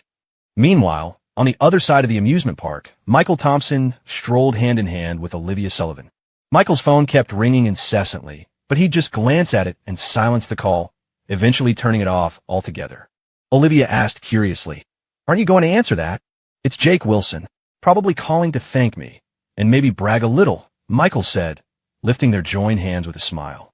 "But right now, being with you is more important." Olivia smiled shyly, but didn't disagree. Her phone started ringing too. It was Claire Evans. Olivia glanced at Michael, phone in hand, then, after a moment's thought, quietly followed his lead, switching her phone off and putting it in her bag. Not even her best friend could interrupt them now. Despite everything, Michael and Olivia had a great time at the park that day. Although water rides like the log flume were closed for the winter, they tried everything else: the carousel, roller coasters, the drop tower. Olivia, despite being scared of ghosts and spooky things, wasn't fazed by the thrill rides at all. In fact, her eyes grew brighter with each one, and soon she was eagerly pulling Michael towards the next attraction. Michael, on the other hand, looked a bit pale after the drop tower, his legs trembling. He was afraid of heights. Nope, I really can't do any more. Just one more. I promise, it's the last one. After getting off the pendulum ride, Olivia started wheedling again, grabbing Michael and stubbornly trying to pull him toward the sky chairs. Michael clung to a lamppost, refusing to budge. Didn't you promise it was the last one? This time it's really, truly the last one. Michael just hugged the lamppost tighter, silent. Olivia stamped her foot in exasperation, tugging at his hand. This is so embarrassing. Let's go. No. What if I give you a little... Michael slowly let go of the lamppost. As he walked with her, he grumbled defensively. It's not like I want encouragement or anything. I'm just worried you'll be scared going up there alone. Olivia shot him an exasperated look, but held his hand tightly, afraid he might bolt. After the ride finished, Michael collapsed onto a bench, groaning dramatically for a while. Olivia bought a hot drink from a nearby snack stand and trotted back, handing it to him. Still feel sick? Drink something hot. It might help settle your stomach. Michael had no choice but to sit up. He took a sip, caught his breath, and then leaned his face close to Olivia's. Blushing, Olivia pushed his face away. What are you doing? Where's that encouragement you promised? She made a small fist and gave a light downward punch. Go team. Michael stared at her with deadpan eyes. She blinked innocently. That's your idea of encouragement? Isn't it encouraging? Michael leaned back against the bench in defeat, holding the hot drink. No wonder my mom always said, the prettier a woman is, the more likely she is to lie, he muttered glumly. Olivia pretended not to hear, turning her head away. Michael mumbled, speaking of which, my mom told me never to date a girl who lies. Lies? Aunt Maggie never said that. Olivia retorted, puffing her cheeks. You can't fool me. She stood up, arms crossed, sounding slightly flustered. Today's encouragement quota has been exceeded. I'll owe you. Michael stood up too, reaching for her hand. She hesitated for a second before letting him take it. Then she felt a tickle near her ear as Michael whispered with a soft laugh. Owing me is fine, but I'll need an IOU. Her ears turned red without her noticing. She was starting to regret confessing her feelings to Michael. The guy was pushing his luck more and more. He just loved teasing her. But Michael quickly acted like nothing happened. He glanced at the time. Wow, look at the time. We should get going. Don't want to keep the old man waiting. Olivia nodded, looking down, her barely audible. Tonight, Arthur Sullivan hadn't chosen to host Michael at home. Instead, he'd booked a table at a very upscale Chinese restaurant inside the City General Hospital. Michael guessed he probably wasn't the guest of honor tonight. Mr. Arthur Sullivan was old school and particular about etiquette. Hosting just a junior like Michael wouldn't normally warrant such formality. He also recalled Mr. Arthur Sullivan mentioning he wanted to introduce someone to him. It seemed that person was the real guest of honor, and Michael was just there to accompany them. Michael was quite curious about who Mr. Arthur Sullivan wanted him to meet. Aside from his connection through Olivia, he'd only coincidentally saved Mr. Arthur Sullivan's life. There didn't seem to be any particular reason to formally introduce someone to him, right? Though unsure why, Michael took it seriously. After all, he still hoped to marry the man's granddaughter and needed to make a good impression on Arthur Sullivan. 6 p.m. Royal Manor. In the large private room on the top floor, a table easily large enough for 20 sat mostly empty, occupied by only 2 elderly men and 1 younger member of the Sullivan family. That younger Sullivan was none other than Violet Sullivan. Violet, with her fluffy purple hair, was distractedly filing her black-painted fingernails with an emery board. She sat silently, not joining the conversation. Only the laughter and conversation of the 2 old men filled the room. Mr. Huang, you truly are a busy man. It wasn't easy getting you here.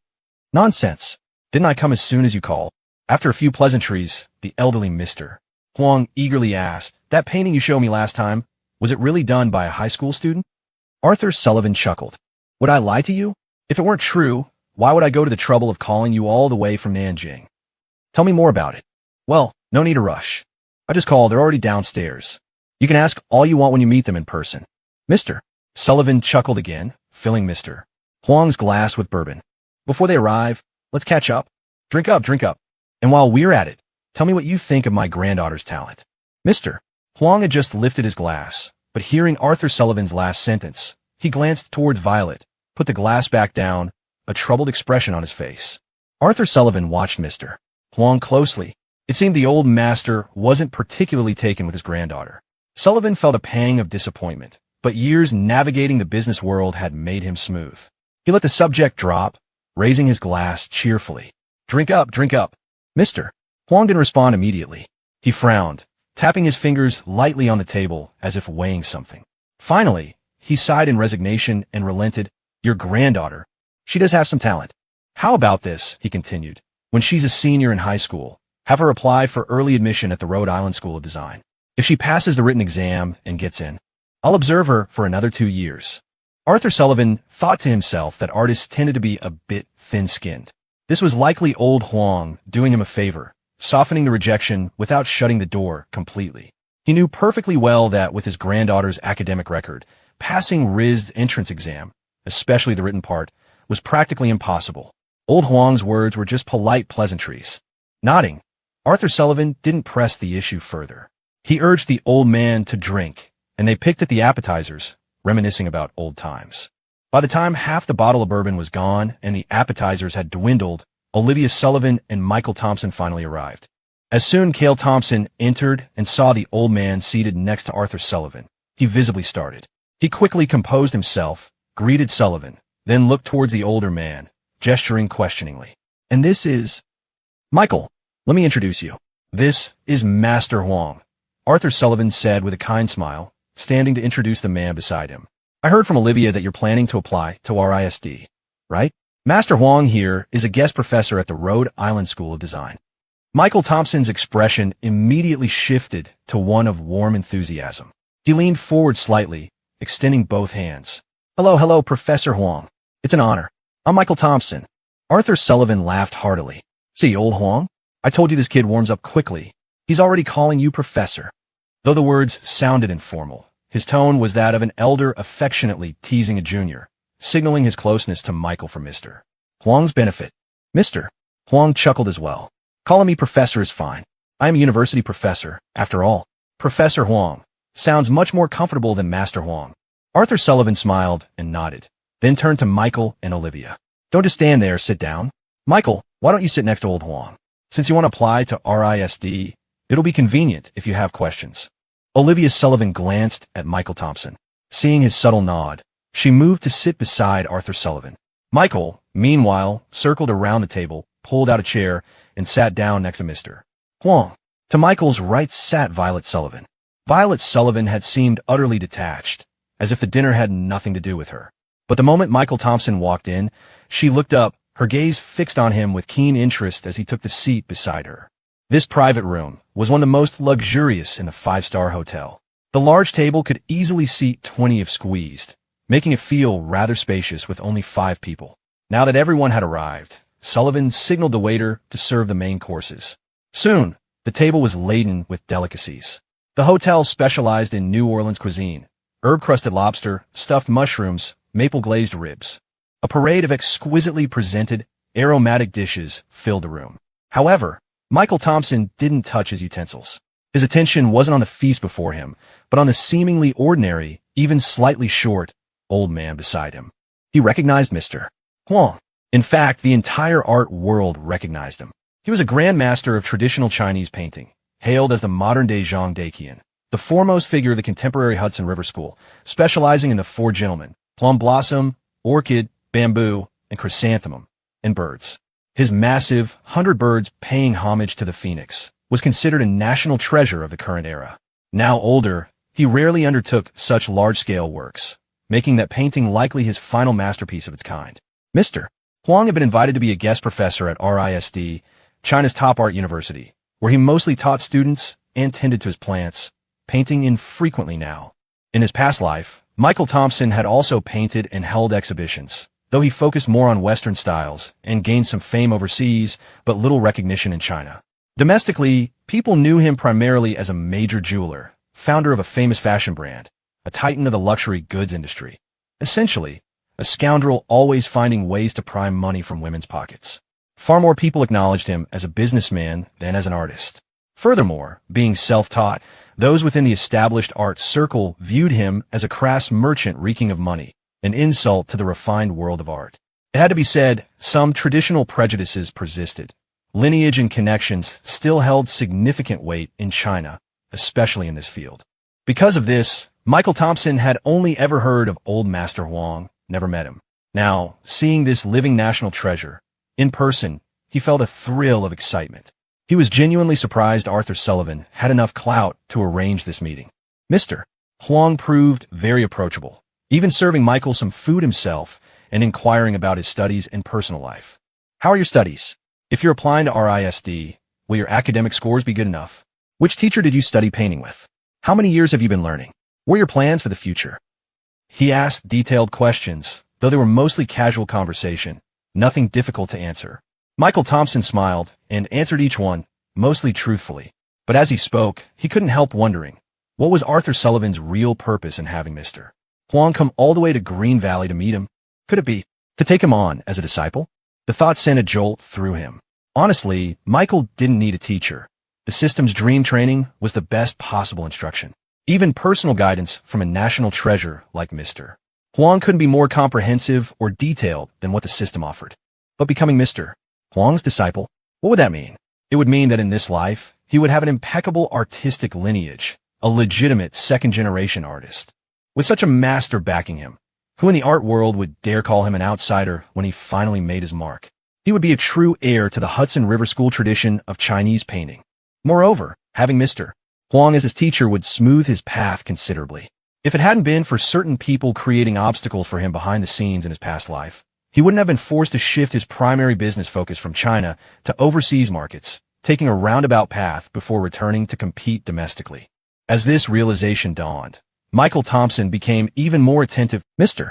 Huang merely smiled, accepting the gesture without objection, and nodded to Arthur Sullivan beside him. This young man is quite promising. Olivia Sullivan's focus was entirely different. Although she knew from Michael Thompson's thoughts that the elderly gentleman next to her grandfather was someone important, it didn't concern her. Arthur Sullivan, listening to his old friend and his young friend converse, noticed his granddaughter frowning and grinding her teeth one moment, then giggling the next. He glanced at Michael and Violet, and understanding dawned. He chuckled to himself. Kids these days. He didn't interfere, figuring it was best to let the youngsters sort things out themselves. It wouldn't be appropriate for him, an old man, to get involved. However, when he returned his attention to Michael and Mr. Huang's conversation, he sensed something was off. Mr. Huang had asked Michael about his family's business, and Michael replied that they were stone carvers. So far, so good. But when Michael mentioned living in Pine Creek Town, Mr. Huang's expression changed. He looked perplexed and hesitant. After a long pause, he asked, "Were there 3 uncles, including your father?" Michael shook his head. "No, 5. But my eldest uncle moved abroad years ago.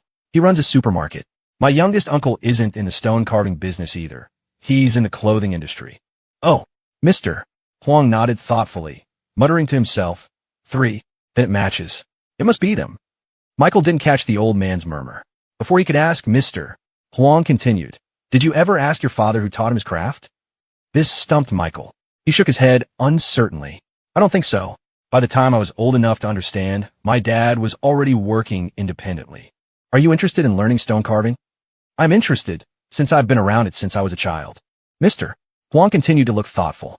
Arthur, seeing the conversation going off track, chuckled and asked, "Old Huang, asking such detailed questions, could Michael be a descendant of an old acquaintance of yours?" Mr. Huang shook his head. "No, I don't have any acquaintances in Green Valley besides you." He looked at Michael, his smile still kind, but he refrained from further questions. Gesturing at the table laden with food with his chopsticks, he said, "Come, sit down and eat." The conversation shifted from Mr. Huang questioning Michael to Mr. Huang telling Michael about Rhode Island School of Design, which professors were good, which courses were worthwhile, and which were a waste of time. Michael listened attentively, finding the information helpful. Yet, he had a nagging feeling that something wasn't quite right. After the meal, Arthur addressed the 3 younger people. "No need to stay with us old folks. You youngsters can go out and have some fun." This was essentially a polite dismissal. Michael, Violet, and Olivia couldn't very well stay, so they got up to leave. Once the younger generation had departed, Arthur's face turned serious. He grabbed the bottle of bourbon from the table, along with Mr. Huang's glass. Hey, what are you doing?" Mr. Huang was taken aback, reaching for his glass. But Arthur kept it out of reach, scolding, "You sly old dog. I'm not giving you any more of this." "Mister," Huang chuckled wryly, pointing at him. "At our age, you're still as mischievous as you were in your youth. Just tell me, you came all the way from Boston. You must have seen something in Michael's talent to come and assess him personally. Whether you liked what you saw or not, didn't we agree you'd give the boy an interview, a test? Why did you give up without even trying?" Arthur himself was puzzled. The conversation had been going so well, and Mr. Huang seemed pleased with Michael. He thought things were almost settled, but he couldn't figure out what Michael might have said to offend the esteemed artist. Mr. Huang had suddenly dropped the subject of taking on an apprentice. Arthur was baffled because he hadn't heard anything amiss in Michael's conversation. The boy had been polite and well-spoken. When confronted with his question, Mr. Huang sighed. "Old Sullivan, you misunderstand me. If I didn't see any talent in the boy, why would I have come all this way? Truthfully, based on the painting he gave you, if he can really produce that kind of work casually, then I would certainly take him on." He paused, then said seriously, "But this time it's not that I won't take him, it's that I can't." Arthur was confused. "Why is that? He has a master." "Huh? Didn't he say he was self-taught? Just that he learned some traditional Chinese painting from his family?" Mr. Huang nodded. "Yes, precisely. His family understands painting. Didn't you ever wonder who taught his elders?" Arthur frowned. "That's a generation removed. It shouldn't affect Michael, should it? If you take him on as a student, who could fault you? Anyone else, maybe, but this one is different." Mr. Huang shook his head sadly. "I didn't catch it at first when Michael mentioned it, but the Thompson family of Pine Creek Town. It must be them. I think I know who taught Michael's elders their craft." Arthur's curiosity was piqued. "Ooh." Mr. Huang looked at him and slowly uttered a name, Shaw Gibson. Arthur was stunned. Then a flicker of understanding, followed by confusion, crossed his face. Shaw Gibson knew traditional Chinese painting? Mr. Huang chuckled. His accomplishments in one field were so great that people overlooked his achievements in others. He not only knew it, but he was quite accomplished. In the Jiangsu region, he was probably the foremost artist of the Hudson River School. So that's why the boy, so young, has such remarkable skill, and why there's a hint of the Hudson River School style in his work. That explains it. Modern society doesn't have as many rules as before, but with such a talented young man, unless Shaw Gibson tells me personally that he's not taking him, I can't accept him as a student. It would break the rules. Arthur understood Mr. Huang's regret and his concerns. He nodded, no longer pressing the issue. The conversation at the dinner table quickly shifted to other topics. However, while the two old friends enjoyed their drinks and reminisced, things were developing on Michael's end.